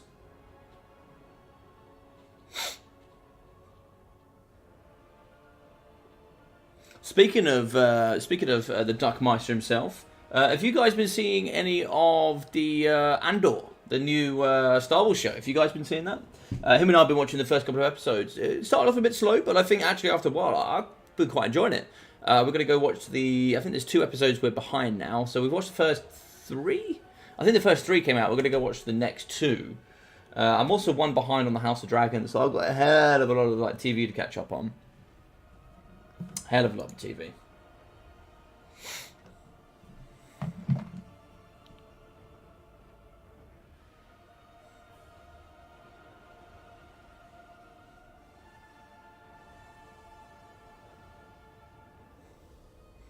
Let me send a message here.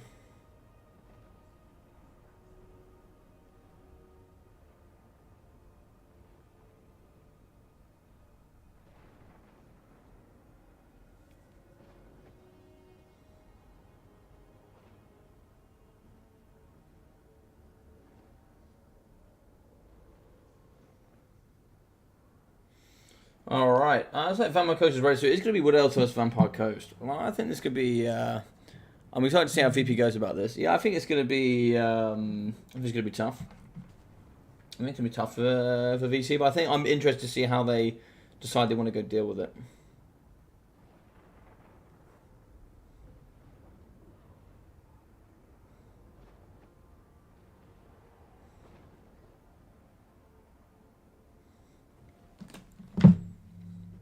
Maybe a few deck gunners screened by zombos. Yeah, possibly. What about the ROR here, Pikeman? Do you fancy the ROR in this scenario? I know Wood Elves obviously have a lot of magic damage, but do you fancy the ROR? Is that a possibility?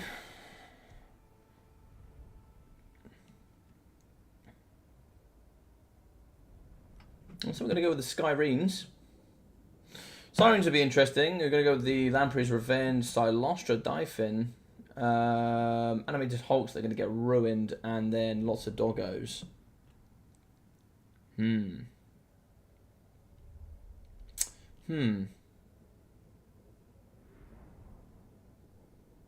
Interesting stuff. Interesting stuff.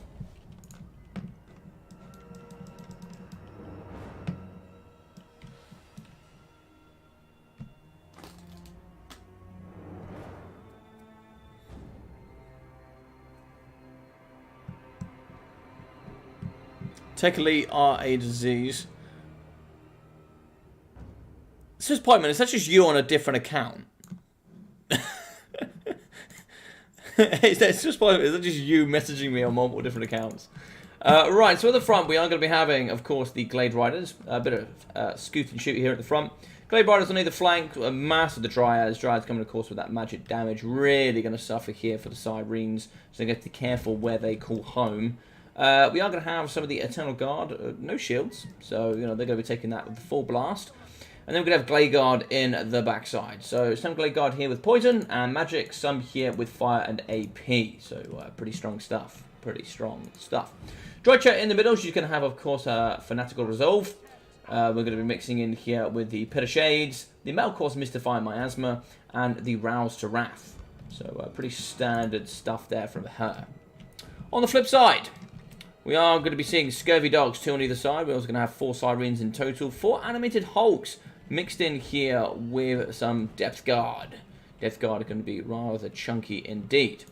We're also going to have the Lamprey's Revenge, the big bad boys in the middle. The boys that can shoot on top. Lots of AP. And you can see that 42 missile strength. It's going to be tasty in melee combat, that's for sure. Regen, all the other good things as well. Oh, a little bit of a glitch there. Yeah. They're missing their bottom half. That's interesting. And then we're going to have the lady herself, who's going to be on foot. Never normally see her on foot, but of course no armor, mass of the physical resistance. We are going to be having the Denizens of the Deep, alongside the Tidecool and the Ghosts of the Past for the Damned Knight's Errand. Very interesting stuff. I wish, or maybe I am. Who knows, mate? Who knows? Who knows? I question the Hulks. Hulks are super cheap, Muck, but I know what you're saying. But like 500 gold for, essentially monstrous infantry that's really good mass. They could just get blasted the same as anything, so it's not going to shoot the doggos. Sirens also might get a bit of a blast here if you're not careful. These ones aren't the poison magic damage variant, so yeah, I think animated hulks here are just gonna get blasted. A new one, I think. Yeah, significant damage out of the front, losing 10% or so HP from one volley, pretty decent. Dryads coming forward, they will pressure the Sirens. Sirens are gonna have to go up and round. Oh, it's magic fire and armor piercing from the Starfire Shafts. I didn't think they had magic, but it looks like they do. So firing in the frontier up against the Hulks, but Hulks really will absorb a lot of that fire as they go fight here up against the Dryads. Nice spell in the front. We see the Malevolent Dryads, holding back 3 units, including Delphine herself.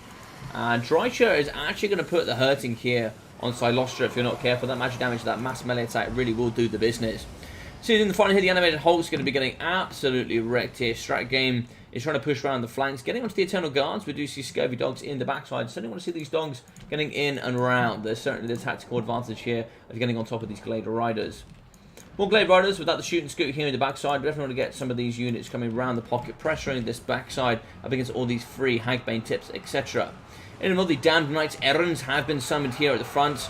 And the ladies champions here of old are now going to be fighting up against the Glade Guard. And they're going to butcher rather quickly. They're going to be having that Frostbite and I think lots of armor piercing. Yeah, armor piercing cavalry, very nice. So we do see actually the Pit of Shades. That's going to be doing okay damage. I'm not going to lie, I thought that would do more damage than that. But looks like maybe not. Looks like maybe not. Sirens here, going to be fighting up against the Eternal Guard. Eternal Guard, pretty good melee defense. They'll hold there for certainly a good period of time. In the front, we are going to see animated Hulks taking quite a bit of damage. They'll rip through Dryads rather quickly, but of course, they're going to get blasted by a lot of that archer fire in the backside. You can see here, unfortunately, we're going to be shooting with the Glade Guard as we're running away. They can move while firing forward, but they can't shoot whilst running away. So Starfire Shafts running away. Definitely want to be seeing something getting in and around here, protecting up against the Lamprey's Revenge, essentially, because these Starfire Shafts are excellent at taking down the Lamprey's Revenge. Balance of power here going to be in the favour of the Elves.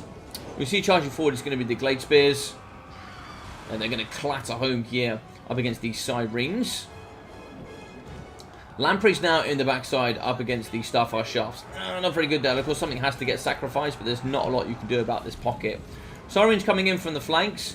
Looks like we're going to be diving down on the Starfire Shafts. Dryad's going to be breaking in the middle, and it looks like we're going to be running away here with Drycha. Drycha really, where is diving? Definitely want to get on top of her as quickly as possible. She was protected here by the Death Guard, but the Death Guard are going to be falling rather quickly.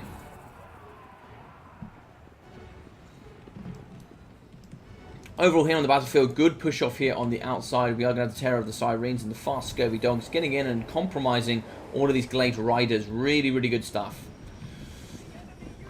Firing was moving forward here up against the animated Hulks. Look at them. As they move forward on both ways, they're going to be firing in both directions. Firing either up against the Sirens or firing here up against the Hulks. That's where you probably want to be seeing some of these archers just fraying off in different directions. I mean, it's going to be difficult to protect them that way. But also at the same time, it means you can't compromise both of them all at the same time. Archers here firing in the middle, bouncing about massively in the Elven favour. We do see animated Hulks dropping here. Sirens taking quite a bit of punishment. But we do see a summon of the Crab Boys in the middle of the Rotting Prometheans, ready to go here up against those Dryads. In the backside here, Eternal Guard holding off those Sirens. The Lamprey's Revenge doing all the business.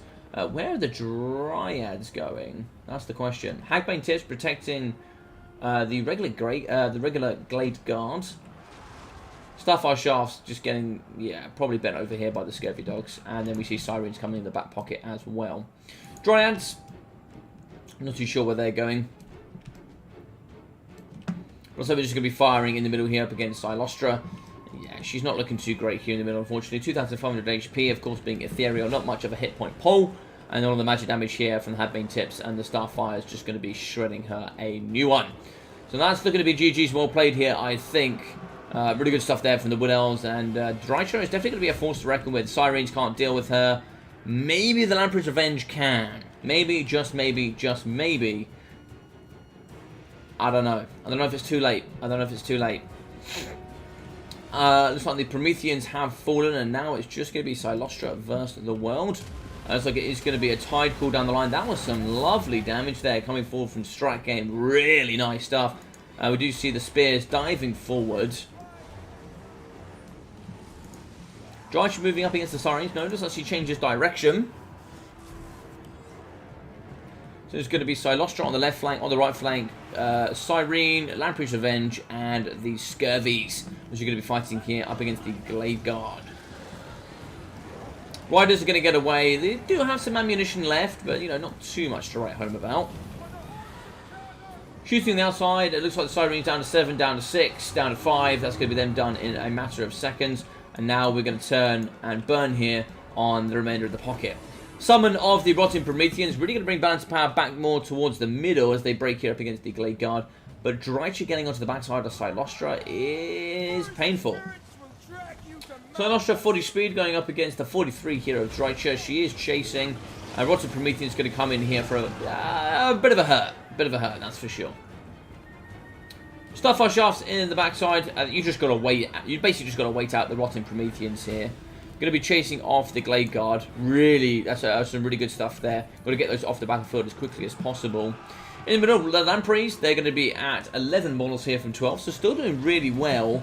I don't think Invocation comes... No, it's only Deep Magic here, I think, from Silostra. Yeah, so most of the Deep Magic has been used. No healing for the Lampreys. That's why having that regen is super important here. Sirene's diving across. Arrows coming forward from the Glade Guard, so no magic there, but they'll still do damage. Damage is damage. They've been finished. Balance of power teetering here. We lose the archers, and GG's well played.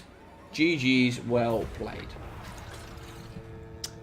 Time Lord, how we doing, buddy? Vampire is just going to get filled with arrows. Yes, at this point, yes.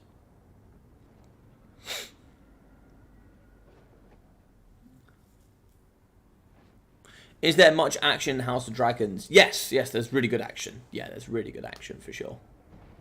Yeah. There's also a bit of soap drama element to it as well, but that's what you get with Game of Thrones. That's just what Game of Thrones is, right?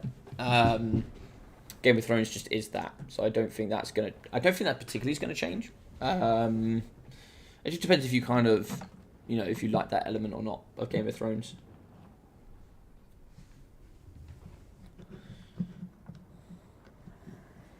Cool Bill just questioned the Hulks. I think the Hulks were there to not... Yeah, I think I agree. I mean, one Hulk got 500. Maybe just a deal with the Dryads, potentially.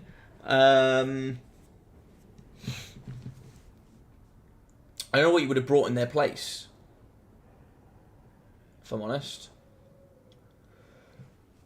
I mean, they're so cheap. They're like 500 gold that bring AP. Would have been very different with Nocti instead. Nocti would have brought more summons, that's for sure, Loopy, yeah, that's for sure. I like the Silostra pick. I really like the Silostra pick. You know, getting all those summons around the back pocket was really nice. It was really nice.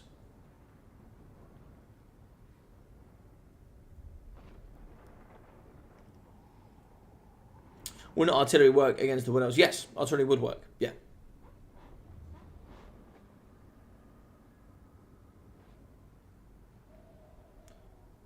Yeah, I could agree, Mark. I think they bring the AP. They have good mobility. If you just take regular zombies, they're just not going to be fast enough. I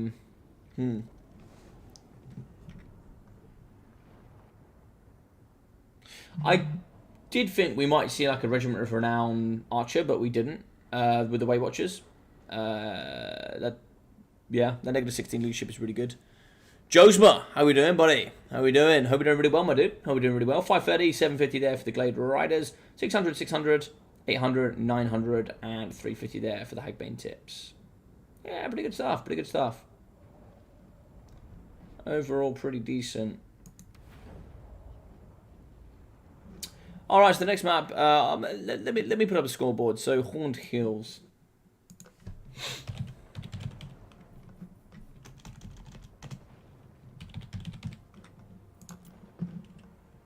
Let me put up a scoreboard for you guys so you guys can actually see what's going on here. before the games were so quick, it wasn't particularly worth it.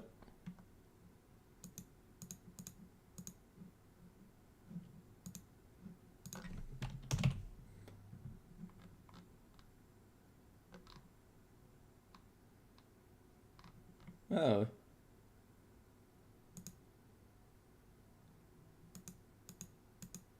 Why can't we see that?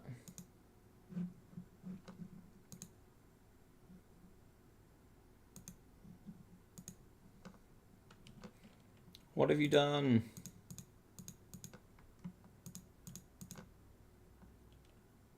Ah, there's a display capture in there. That will be why you can't see it. Alright, let's move that down.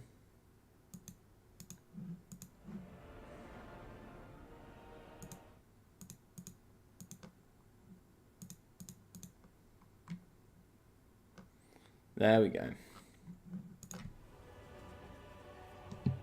So there's... Hey, there we go.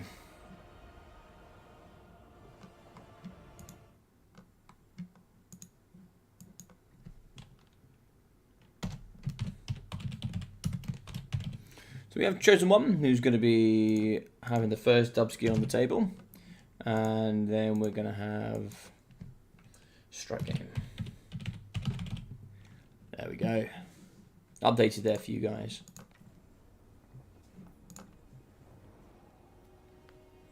Are Ogre Giants good? Ogre Giants? No, not really. Ogre Giants? No, I don't think so, no. Mark. How you doing, buddy? Hope you're doing real well, my friend. Ogre Giants in multiplayer? No, I don't think so. I don't think so. I'm not particularly an Ogre main or anything like that. I don't particularly play Ogres very much. I think they're in a really, really sore spot right now. I really don't think Ogres are very good at all. I think they have very limited game styles that they can use. And I think also they're very easily countered. Very easily countered. So I think just in general, I think they're not so hot right now.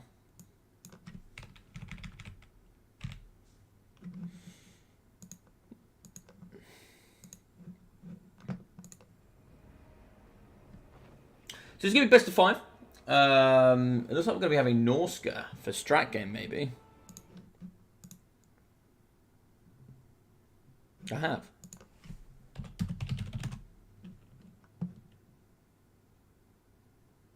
What are you on about? Yeah, Horned Hills. Yeah, I changed it. What are you on about? He chooses Warriors of Chaos, Band, VC, and Dowie. Yeah, pretty good bands, pretty good bands. I choose Norska. So Norska versus Warriors of Chaos. Okay. I can see Norska doing okay here. Is there any faction where Giants work? That's a great question. So, Mark, I think instead of thinking, does this... So, every unit has a place in a certain matchup. So, like, for example, could you use Ogre Giants? Yes, very much so. You could definitely use Ogre Giants for sure. 100%. You can use them in certain matchups. But, for example, if you have a Giant, say, versus Bretonia, Bretonia can have lots of cheap archers that could just literally pound the living daylights out of that giant. You could just shoot it in a matter of seconds. Same with Dwarfs, you know, with Thunderers, etc. They're just going to hammer home into that lightly armored, ginormous target that's going to die in a matter of seconds. So, like, for example, having an Ogre Giant versus Dowie is never going to be great. You have Slayers, which are some of the best anti-large infantry in the game. Lots of crossbows, guns, cannons. Giants really suffer there in that matchup. But there are certain matchups that, you know, don't have range to punish it that could be really, really tough. Like, you know, I'm not saying this is actually, because I've not tried it, but I think, like, a Giant against Slanesh could potentially be decent. Potentially, because they don't have any range. So they could really struggle to take down that big Giant. A really good example is Vampire Counts. Vampire Counts really struggle against things like Giants. So when I play Beastmen, I use Gorgons, because Gorgons heal in combat. And the only way to get around them is to shoot them. because they can't heal if they're not engaged in melee combat, so you have to shoot them. But of course, vampire counts can't shoot, so my way around that is to literally ground and pound with Gorgons. So giants could be useful against the vampire counts, for sure. Yeah, for sure, because they struggle with anything really large and anything with good heavy armor. Against VC that don't have range, maybe. Yes, exactly, dog. Although a VC player could distract an ogre with zombies and skellies. Yeah, but they have such a good splash attack animation, they'll just rip through those numbers really quickly. And like, if you went double, like I go double Gorgon, and like they'll just push through zombies. Zombies have no mass, so you're just going to push straight through them onto the target you need to be on.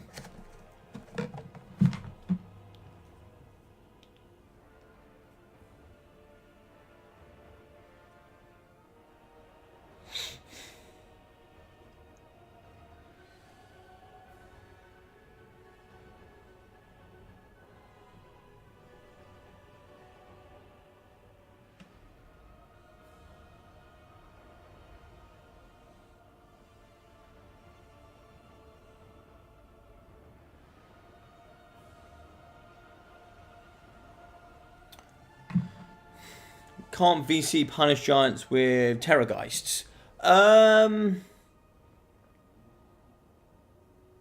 Yeah, giants could work against Nurgle for sure. Yeah. Terrorgeists can do well. They certainly can punish them. But if you, for example, if you take giants from ogres, they can heal them. For example. They have their law passive, well not their law passive, but their law activated ability that can heal them, if you want to. They also have laws of magic that can heal them. So you know, a couple of breath attacks or fights there, they can also challenge quite nicely. Terrorgeists can do okay, but it's a 2,000 gold investment to deal with just a giant.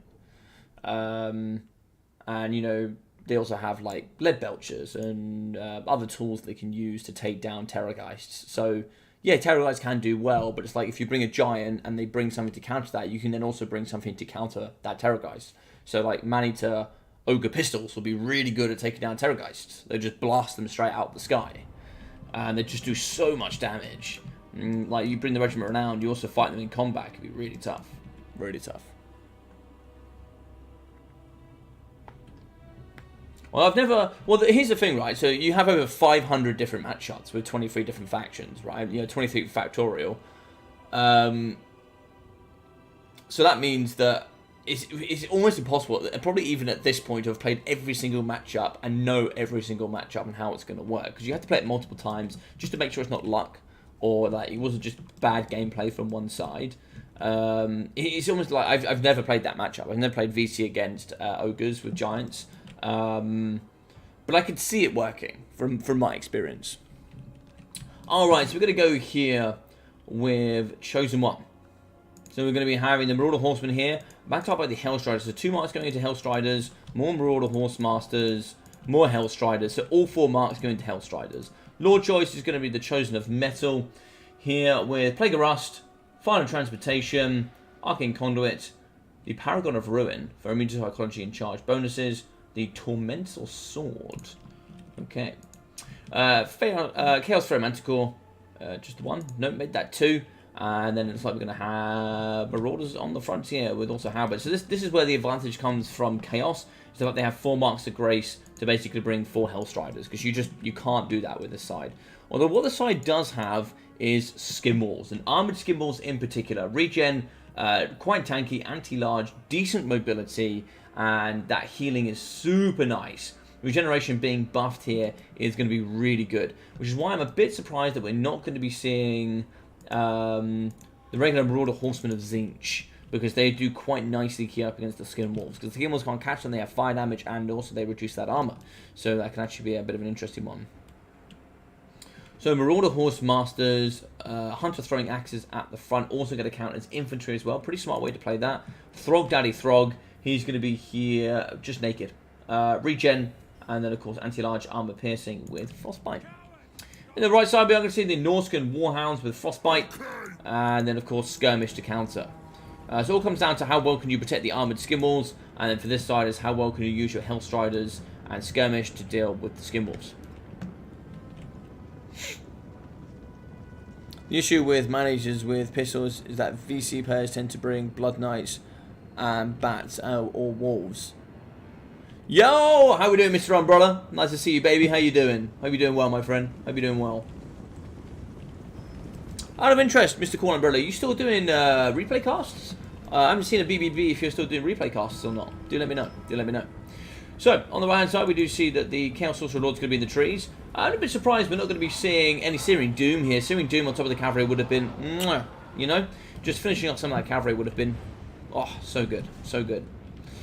But we're going to get back here with the Skirmish Cavalry, diving out here with the Skin Walls as they just shatter through the front line. Look at that damage!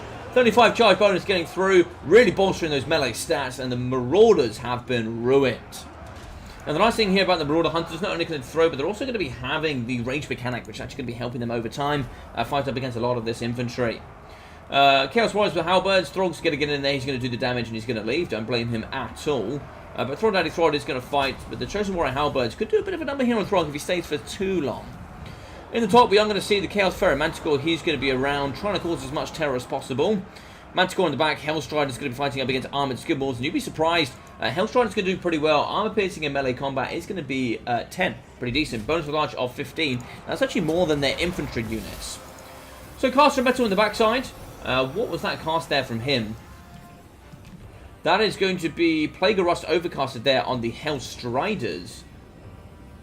Did that need to be overcast?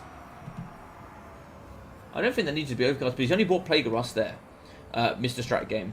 I think the overcast was, I think he must have missed the target, right? Right? Because they've only got 15 armor. But either way, Hellstriders, 2 of them go down. One of them coming in at 10, 450 value. The other one coming in at 13 with 250. So a little bit under par there with the Hellstriders. Hellstriders charge in up against the Marauder Horsemasters, who can fight really well in combat, but the bonus plus large here is super strong. Skin Walls over the top. It's going to be a bit of a bait and switch here. The Wolves come in, they're bonus plus large, and they are in charge here on the front line. Balance of power is going to be in the favour of Chaos, and it looks like in the middle we are going to be getting a final transmutation, taking down the Marauders, and then also the Beasts of Tashnar, the bonus plus large Wolves there in the middle. In the backside, Norska Iceball is going to charge through from the flank, but it looks like the Chaos Sorcerer Lord is going to be pushing through, and he's going to be swinging about a bit. He's really getting in the backside, breaking quite a few units. Skin Wolves here, they're going to be winning in combat, and they're going to be regenning as well, and they will wreck this caster in a matter of seconds if given the chance. Marauder Horseman, and then we go Plague of Rust going down here, which I think is what was intended in the first place. I think it was just a misclick. But that the negative there on the armor, and then the Skin Wolves with that bonus plus large will ruin this Lord rather quickly. In the backside, a bit of a skirmish on skirmish, but you can see just a tide of purple here. Really, really suffering. Hellstriders in the back chasing off up against the Marauder Hunters. 2 of them there indeed. And looks like in the back here, the Beasts of Tashnar are going to return to the battlefield. Now, they did receive a debuff in their cost in Warhammer 2. Don't really still to this point know why. But yeah, they're going to be quite expensive for what they do. In the middle, it looks like the Chaos Sorcerer are going to be fighting in combat here with the Windwolves. But the Windwolves, they do have a lot of bonus plus large, but it seems like they're going to be struggling here in the pocket quite considerably. We are trying to get out here with the Chaos Sorcerer of Metal. A couple of returns here coming forward from the Norskans. We see some Marauder Hunters getting back on the battlefield, so they need to get in as quickly as possible. Skinball's going to be losing here on the left-hand side. Halberd's probably part and parcel of that. But we do see a break here and a return from Throg immediately. Rampage from the Chaos Pharaoh Manticores. If we turn and hit here with Throg Daddy, maybe... Nah, look at those javelins. They are destroying Throg. Throg's really trying to get out here, but he's just getting absolutely grounded and pounded in the middle. Don't really have too much here left from Norska. The skirmish cavalry has, for the most part, been dealt with. Throwing axes in the back. Another final transmutation in the pocket. Yeah, I think that's GG's. I think that's all she wrote. I don't see a way being back into this. Manticore's chasing off. Big boy. Skinwall's fighting over here on the side against the Marauders. Horsemaster's there fighting. Yeah, Horsemaster on Horsemaster action, but it's just more purple than Norska there, sadly. I think I had the recipe to win. I think this had the recipe to win. I'm not too sure about the Marauder Hunters, if I'm honest. I like the Beasts of Tashnar. I think these 4 you could certainly question. I wouldn't have mind seeing 2 more Marauder Horsemen.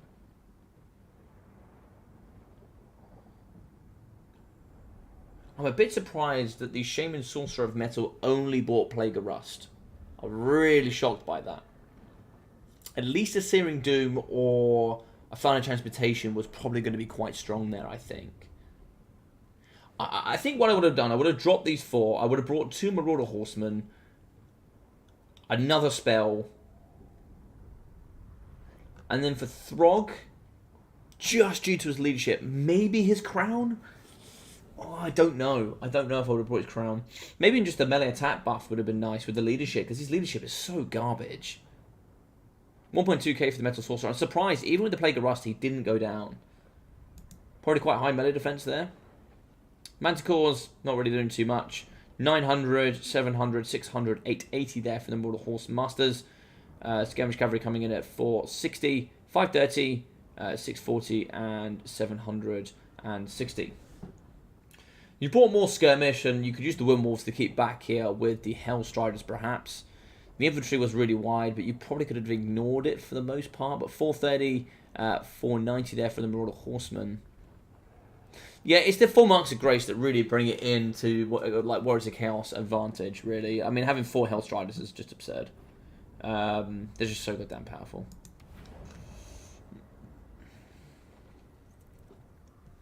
Doing well. Nice, man. Glad to hear. No, I may start in the future, but I do have a tournament tomorrow. Nice, man. Nice, man. Excited for you. And do feel free to leave a link down below here, Mr. Corn Umbrella, of your tournament. Please do. Please do. Warriors of Chaos ban VPGC. GC?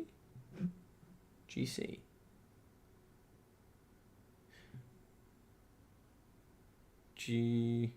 Maybe GS he meant? Greenskins? So Warriors of Chaos, he's going to play Skaven. Ah, so this is a matchup we practice quite a bit on the channel.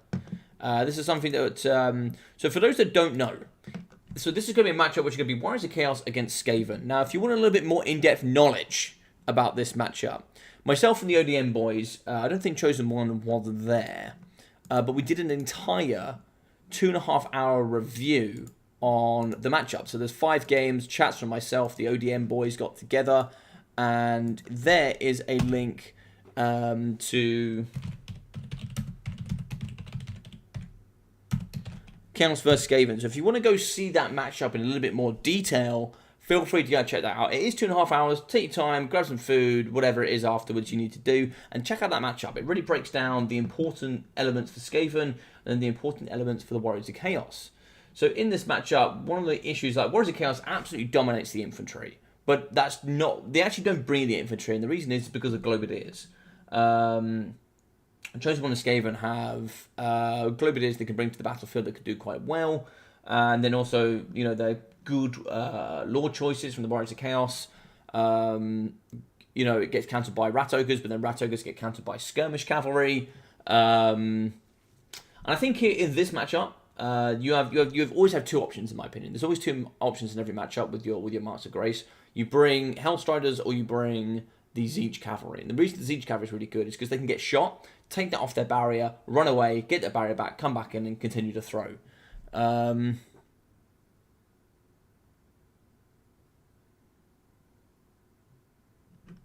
Yeah, Chaos won the last one, yeah.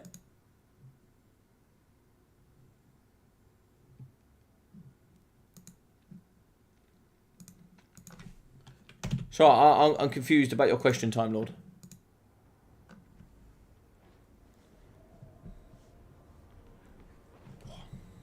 Nah, man, Beasts of Tashnar are great. 50% missile resistance and anti-large frenzy. Yeah, no. I like Beasts of Tashnar. That's why I said keep them, but get rid of the other ones.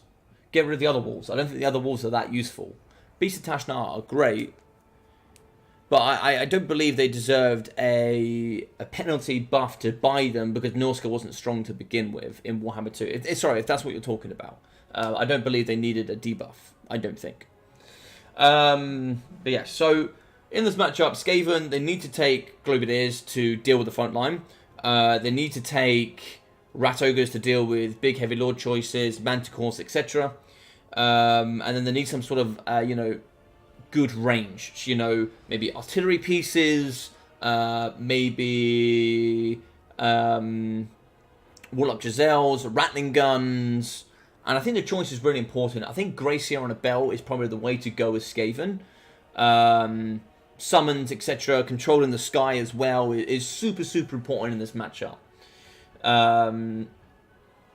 But Warriors of Chaos, 6 Skirmish Cavalry, cheap infantry, 5 Marauders.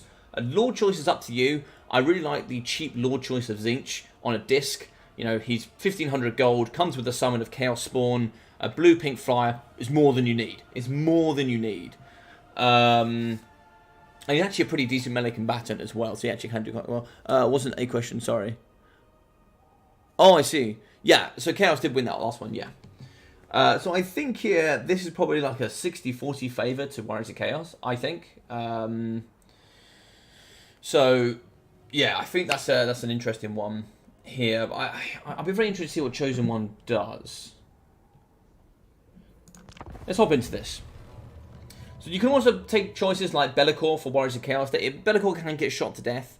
It is possible, but he does have his abilities. Yeah, I think that's another great choice, which is Prince Sigvald. So if we look at the matchup, we're going to be seeing Devil Chieftain, Gracier Plague. I really like this pick. I really like the Regiment Renowned Storm Vermin. They give that physical resistance to the Lord choice. Artillery piece, Rat Ogres, not that many. Some Globadiers, and then lots of frontline with some Slingers. So I think that's actually pretty decent. Sigvald is going to be almost impossible to kill. Yeah, I think Sigvald's going to be impossible to kill. So we've got Metalcaster there. So maybe Searing Doom, Final Transmutation? Maybe just Final Transmutation. Maybe. Yeah, I quite like the build from ODM. I actually quite like Strike Games build as well, actually. I think I'm quite a fan of both of these builds, actually. So this is going to be regular Chieftain or Chieftain on Big Boys. Yeah, so the Chieftain on Big Boys is quite nice. You should have maybe the Shield of Distraction. Yeah, so Shield of Distraction. We're also going to have Power Grab, which is pretty good. That's going to be that 8 leadership there. Guardian that gives that physical resistance. So I'm a bit surprised here. So we're going to go with Guardian with the Big Boys. But we've also got Guardian on the Regiment Renowned, wherever they are. Yeah, so the Council Guard bring Guardian as well. So probably going to save a bit of money there, not bringing Guardian on the Big Boys. But yeah, it's up to you. Gracier, fight quite well. We don't have... How we don't have Terror with these boys, I don't know.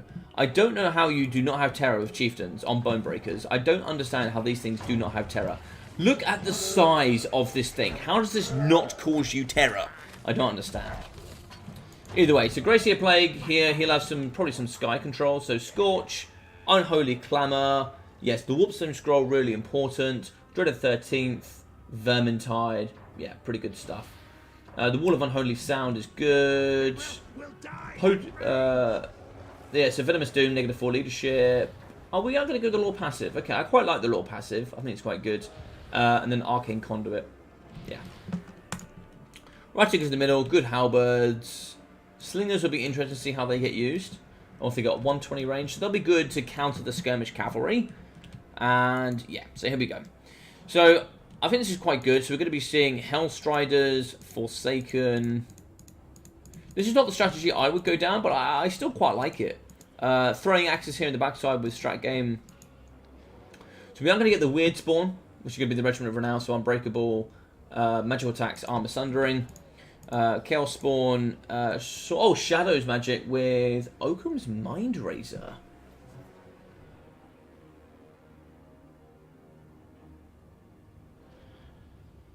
Maybe we're looking to overcast that?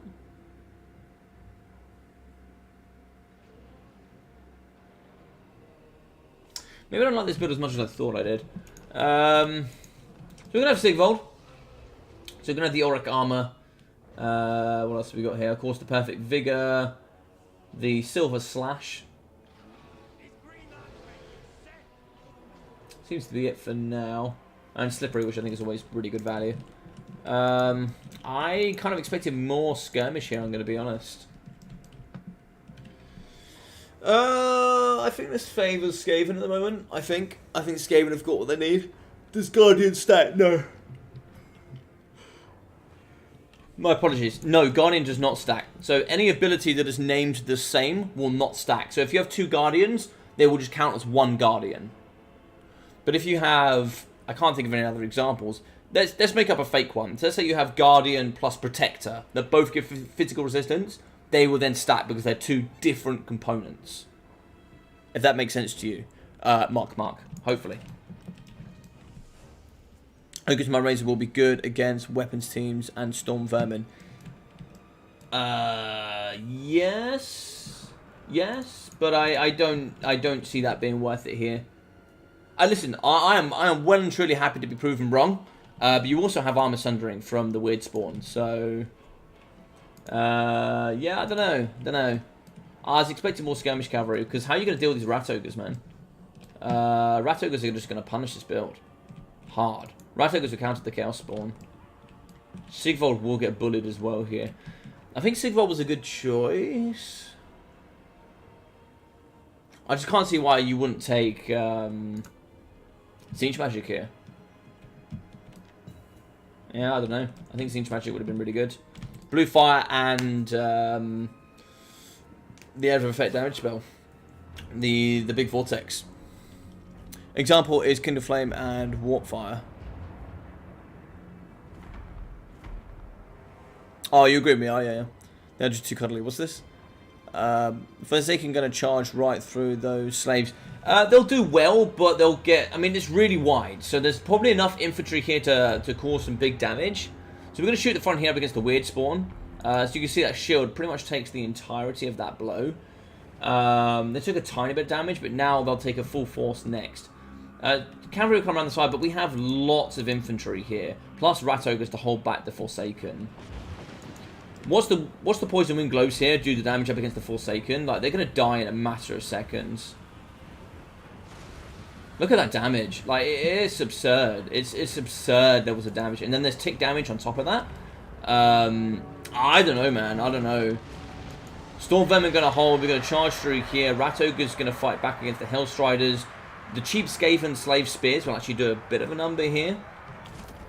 Slingers over the top. And look at the Forsaken. The Forsaken have charged through, but they've taken so much damage. I mean, I like the strategy. I mean, I'm very happy to be proved wrong here, but I think there's just not enough. So we have Rat Ogres in the back, and we now have the double Chieftains coming forward. We do see the Grey Seer Plague. I'd actually like to see Sigvold coming forward. So just like Oakham's Mind Razor is going to go on Sigvold. We do see the Chieftains charging forward. They will fight here up against Prince Sigvold, and they'll bully him quite consistently. Wage Spawn in the middle has fallen. Over on the left-hand side, we do see Forsaken dropping. Yeah, one Forsaken has dropped out. Actually forgotten about the throwing axes from Strat Game in the back. Maybe he's holding those for later, I'm not too sure. But Weird Spawn in the middle, and then we do actually see Hellstriders charging into the back. So a bit of a mistake there from Chosen One. Rat Ogre's fighting here. Chieftain going to do a bit of a number in the front, but we do see that the Grey Seer is really suffering to Sigvold. We need to get something in there that's going to stop that. Clan Rat Spears, looks like Skaven Slave's going to take the charge here from the cavalry. Yeah, so nice work there, and they're going to thump through rather quickly, but if they do able to poke back a little bit, Hellstriders could suffer here. Looks to be the case, -4, they do break. Clan Rat's moving over. In the middle here, the Poison Wind Globes firing in the front up against the Forsaken. Chaos is now overwhelming, so maybe the Forsaken could do a bit of a number here. Now we have broken the pocket, but we have Rat Ogres. The Lord Choice is suffering. That is a problem. Summons coming forward, so it looks like we have Clan Rats moving forward to go fight up against the Chaos Spawn. Throwing Axes now in the backside. They're going to be fighting here up against the Council Guard. The Council Guard have taken down the Forsaken. Rat Ogres probably want to pin round here. They probably want to pin round and keep off the throwing axes. Balance of power is going to be in the Skaven favour here. Chaos getting broken in the backside. Slanesh Cavalry coming across. Slingers and infantry coming back into the mixture. Just Oakham Mind Razors here. Yeah, so Overcast Oakham's Mind Razor, which is what I expected to begin with, given that damage buff across the battlefield here. Throwing axes moving into the middle. Lord Choice is suffering. Where is Sigvald? Sigvald needs to keep busy. He needs to get in there, either fighting Rat Ogres or fighting the Lord Choice. Caster in the middle, the Chaos Sorcerer Shadows. He's going to be fighting. He does have 80 armor, but he's going to get dominated pretty quickly.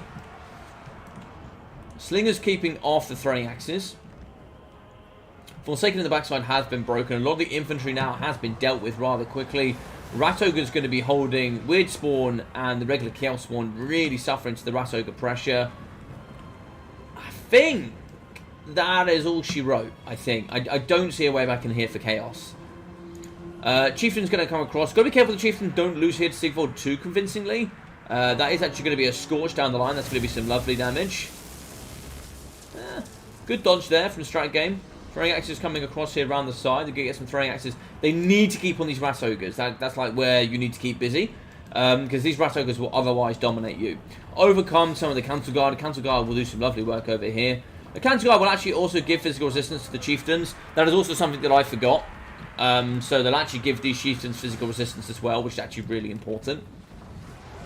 In the backside, Slinger's going to be firing here. Spawn coming over, so now they'll fire up against the Spawn.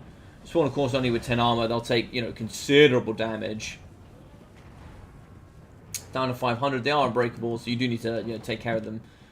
Clamrat Spears in the back. More of the Rat Ogres coming back into play. Probably want to use the Rat Ogres now to do a bit of a move around the battlefield here. Clear up some units. Throwing Axes need to get busy. They need to start dealing with these Council Guard. They're so valuable here. The skirmish is so necessary in this matchup. Chosen One's going to be ahead on the advantage.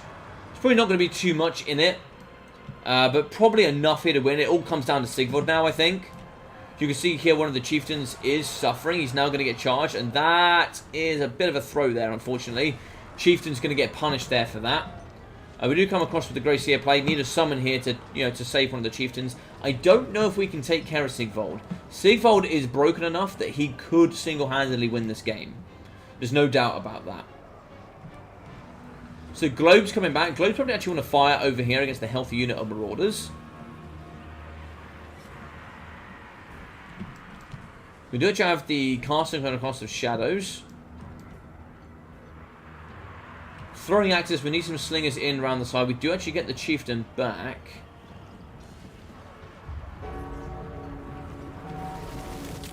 So we do get a summon of the Clan Rats here. I don't know if we want to fight that as the Grey Seer. He will do Billowing Death damage. I don't know if that's where we want to be right now. We do trap in Sigvald. This is hard here, I think. Rat Ogre's breaking. Poison Wind Globes breaking to the Chaos Spawn. Scorch down the middle. Caster's going to be chasing. Chieftain needs to get out of there. Get the Storm Vermin in immediately. Yeah. Storm Vermin are going to be probably the win condition here, I think. So we have Silver Shield and 110 armor for Sigvald. That's not really going to do too much. You want to have these pivot round and deal with the Marauders. We're going to try and see if we can push off some Marauders here. We have some throwing axes coming around the corner. Chieftain needs to come do a bit of blockade work here if you can. We do have one volley from the throwing axes, so don't get the Chieftain taking too much unnecessary damage. Slinger's going to be a bit of a problem here. Sigvald's going to be chasing those off. Some Skaven slaves could certainly get back here into the mixture. Throwing axes here do manage to break off some of the Rat Ogres with a bit of a shatter. Nice work there. 100 health left for one of the Chaos Spawn. And it looks like Clanrat Spear is going to be fighting up against the Marauders. I think what you do here is you pretty much close out. The problem is Sigvald is healing 10 hit points per tick. Like, it's ridiculous. Yeah, it's a good closeout there on the Slingers. We do see the Council Guard chasing here up against the Sorcerer. So he's going to be taking quite a bit of damage here, I would have thought. It looks like they're actually not attacking him. He's getting a couple of things coming in there. Want to get the Chieftain up and round, maybe blockading over here. It looks like we are going to be breaking off the Marauders, but we do actually have a Chaos Spawn coming, so we've got to be careful that we don't break there with the... Oh, it's Clan Rats. The Clan Rats should hold. Slingers probably want to just finish off this entity call here, and then it's looking pretty comfortable from the infantry side of Chaos. Sorry, from Skaven. Skaven have done really well there in that matchup. Bit of a left behind there from the strat game. Really want to protect the caster if you can. Those Winds of Magic are going to be pivotal on balance of power. So we do see the summon of the Clan Rats firing over the top as well. We actually see the shatter there from the Marauders. So both Marauders going off. We see the the absolute flatten from the Chieftain. I love it. So Slingers probably want to get out of there as much as possible. Council Guards probably need to either come over and try and fight Sigfold or take out the Chaos Sorcerer. Taking out the Chaos Sorcerer, you need to get as much of the battlefield as possible. I think the way you're going to work here is just taking down Sigfold. Why no Zinc Sorcerer with Horror Summon? I'm not too sure. Sigfold is extremely powerful. As a character, Sigfold is one of the most cost-efficient characters in the game. 110 armor, good melee defense, good melee attack, perfect vigor so he doesn't lose any on stats, and then auric armor that gives all that healing. Slippery, which gives him speed and melee defense buffs. He is just an absolute nightmare on the battlefield. So Chieftain needs to get away. He cannot afford to lose here against the Sorcerer. The Sorcerer's now been caught up. Can we get that healthy Chieftain in? This, I think, is a bit of a throw here. Because if we lose the Cavalry and we lose the Chaos Sorcerer, balance of power is going to be a bit of a problem for Chaos. But it really depends on how Sigfold gets used. We are losing that advantage, though. Because Sigfold is very quickly chasing in. So good damage there. Really nice hits on the Chaos Sorcerer's Shadows. He's going to go down. Big loss, I have to say. But we don't have any counter skirmish here to the Marauder Horsemen throwing axes. Now, they're important that they stay alive, but they actually have to engage, I think. I think rules-wise, they have to engage because they're the only infantry base left. So they do engage. So Silver Slash and Slippery activated. You can see 780 weapon strength, 84 melee defense, armor sundering, you name it. This man brings the punishment to the battlefield. So now they're going to counter-charge. Get that big Chieftain in there, please. Get him in there. Get him fighting. Now that's going to be the end of the cavalry. They'll shatter there without doubt. It all comes down to... I think you have to be in melee combat here. Let me check.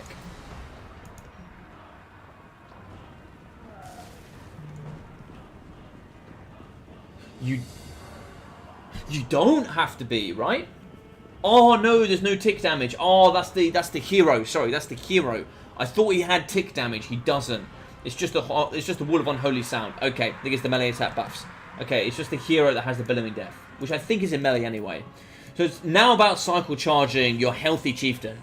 Can you get your chieftain in round into this pocket, cycle charging Prince Sigvold as much as possible while your infantry holds off? Because if he attacks the Grey Seer, it's looking pretty painful. Damage value is on Chosen One's side, but there's been enough healing for Sigvold that at this point, it doesn't really matter. Sigvold is so powerful, it doesn't matter. But it is about getting the Chaos Sorcerer off. Just get these away. You don't want Sigvold fighting your chieftains. It's not worth it right now. If Arminos doesn't trigger, Chaos will win. It would have been useful shutting down weapons teams. Yeah. So I think here, the only play that Sigvold has... I don't know why he's cast that bell. Why has he cast that bell? Oh, so he's shattered. Why has he cast the bell? Because that causes damage, right? Oh, so 50% miscast damage chance. So the way Sigvold plays this, he needs to chase off the Clanrat Spears. He just has to do it. It's not great, but he has to do it. So the balance of power of the caster will not go off until he hits the white line. That's really important to recognise. It actually might have been worth killing him, actually, because his balance of power will still be present here in the game, which will be hard at breaking Sigvold. He's going to use Slippery. He's going to be finishing off the Clanrat Spears. So I'm just going to keep the Chaos Sorcerer Lord highlighted. It's going to take him a while. And sometimes they don't just go directly off. Sometimes they just do some weird shit where they just like do this and then all of a sudden they'll be going off over here somewhere. Like, it's just, I don't know why that's the way it works. It's just the way it works sometimes. So he's going to get pushed off the edge of the map here. Ooh, cavalry's there, but it broke. I don't understand why this stuff breaks, man. Why? It's got one leadership. Why is it broken? Oh, exhaustion because they're sprinting around. Right. They got attacked from the rear.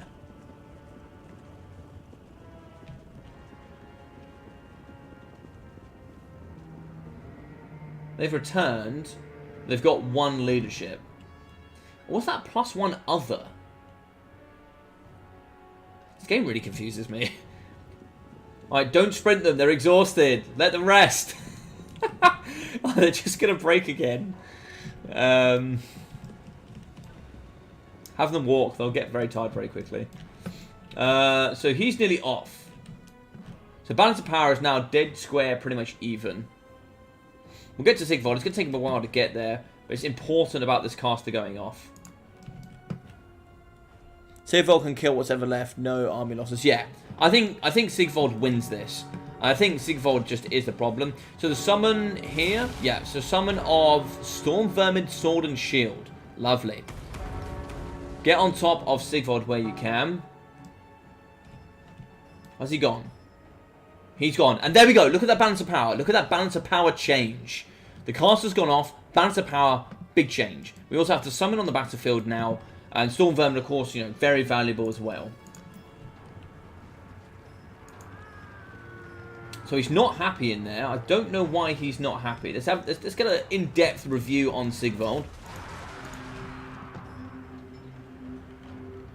He's got so much leadership, man. Base value 100. Flanks exposed is why he's losing leadership. And now you just cycle charge as much as possible with the chieftains and hope you don't get hit on the way out.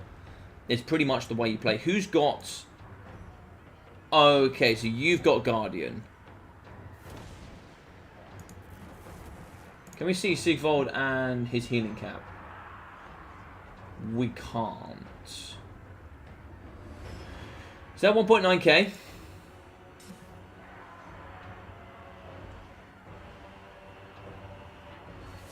So we have 0 summons left, 0 Dreaded 13s left. We do have Venom Doom, but that's only in melee.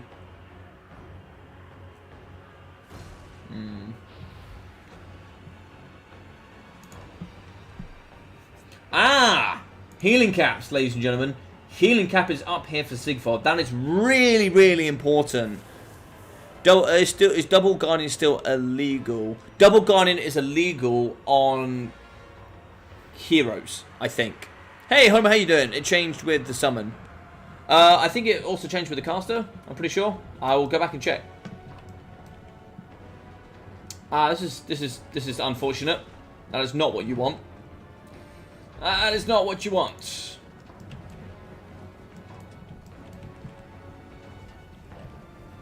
So balance of power is still... I mean, obviously he's taking a lot of damage now, and now he's at healing cap. But balance of power is still... And, you know, Skaven have taken damage, but still balance of power now favours even more with the Skaven. It was dead on even. I'd say now it's 45-55.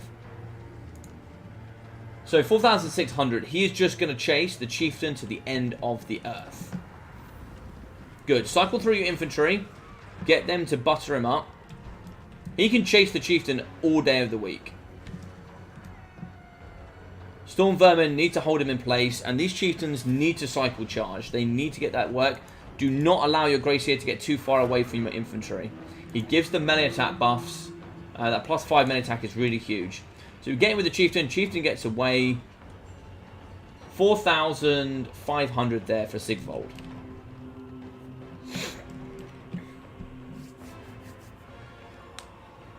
On the same units like chieftains, yes, but I think it's allowed on other units to come with the... Yes. So if a unit and a hero have it, it's fine. But if it's 2 heroes, you can't have it. Good cycle charge in there with the chieftains, but you've got to be careful because you're going to lose...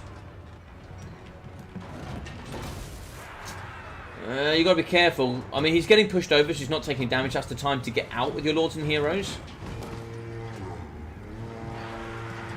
He's now just getting bullet. I think Skaven win this from here. I just don't think... I mean, Silver Slash... Oh, nice hit. I think Silver Slash is going to do some good work with the armor sundering, etc. But...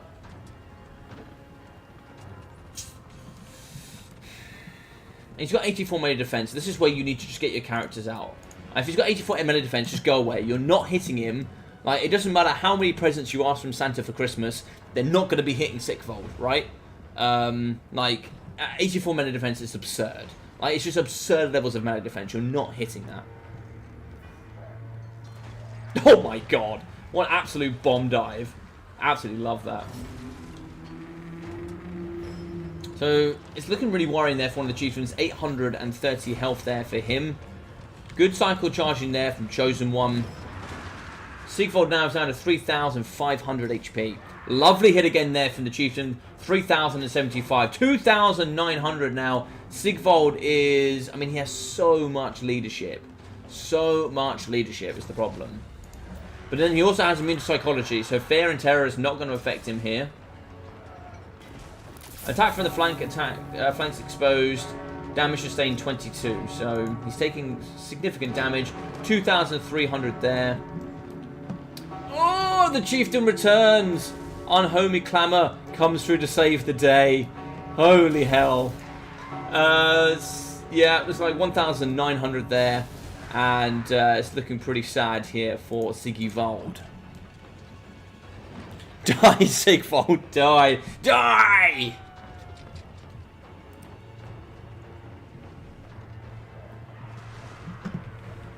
Good charges there with the chieftain. Lord Choice is trying to get away, but of course Sigvold's just getting bullied here with this problem. This is also another problem for him. His, 1,200 mass. It's just not even comparable. 1.9 and 2,100. He's going to get shoved around the place, right? Did the other chieftain go? Yeah, the other chieftain broke off. That's a shame. Oh, big hit there from Siggy. Big hit from Siggy. This is why Sigvold is ridiculous. 45 leadership. It's absurd, man. How this man is still going. There we go. GG's. Well played, ladies and gentlemen. Yeah, so this is what I said at the beginning, Tech. I think Oaken's Divine Razor is a great idea. I don't think it's good in this example. I think Searing Doom, Final Transmutation was the way to play it, especially Final Trans. Final Trans would have been really good up against the Double Chieftain and the Grey Seer. It would have been just lots of damage. Searing Doom would have been really good at taking down the Wartliking cannons. Strat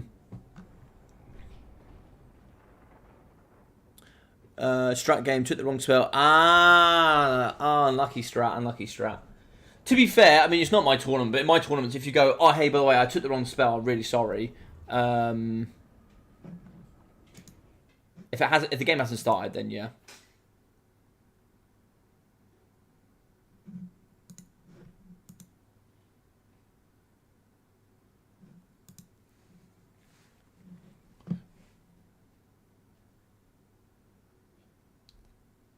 Alright, so Gracia Plague, 1,100 there.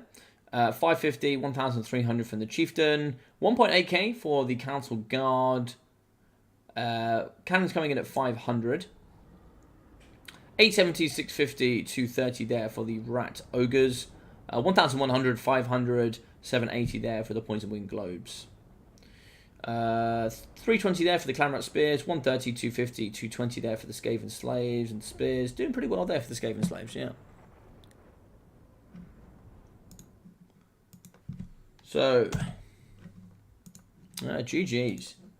So we see 3,000 value for Sigvold. I mean, it's just absurd, bro. But 174 there for the Chaos Sorcerer Shadows. What did you mean to take Strat Game? To be fair, it was also wrong map, so I think Chosen One and I'd let it. This is game 3, buddy.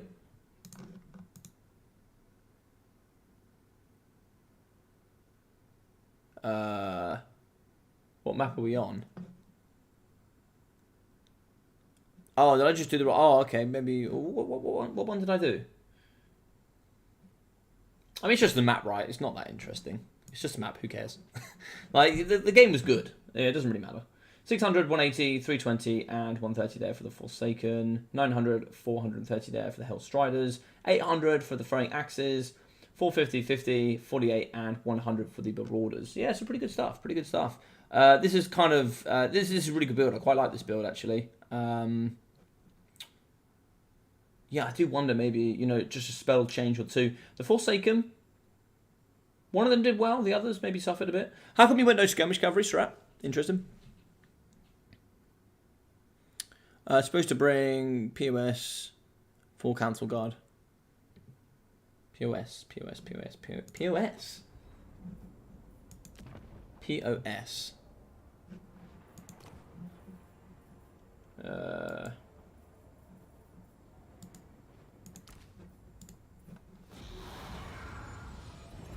I'm being silly here, I think. I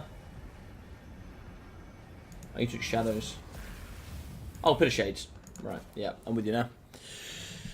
Adam also, damn it, guys. This study buddy girl texts me and I lost time. No! How dare you? How dare you? It's all about the grind. It's all about the game. I don't think Skirmish is good in the matchup. I like Skirmish dealing with... I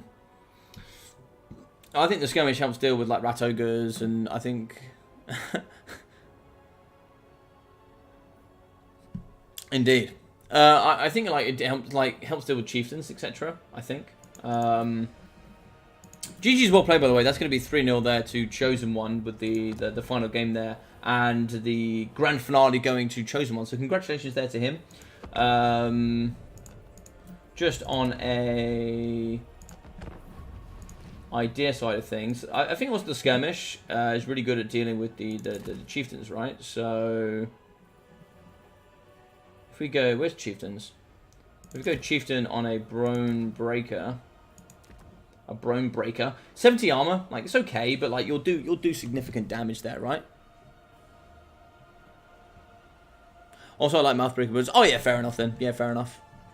Yeah, fair enough. Yeah, I could see like a lot of people don't like full skirmish carry builds. Shield of Distraction was also quite nice to help deal with quite a lot of your builds. So obviously it's dealt with quite a big punch. But yeah, no, it was a good game. It was a good game.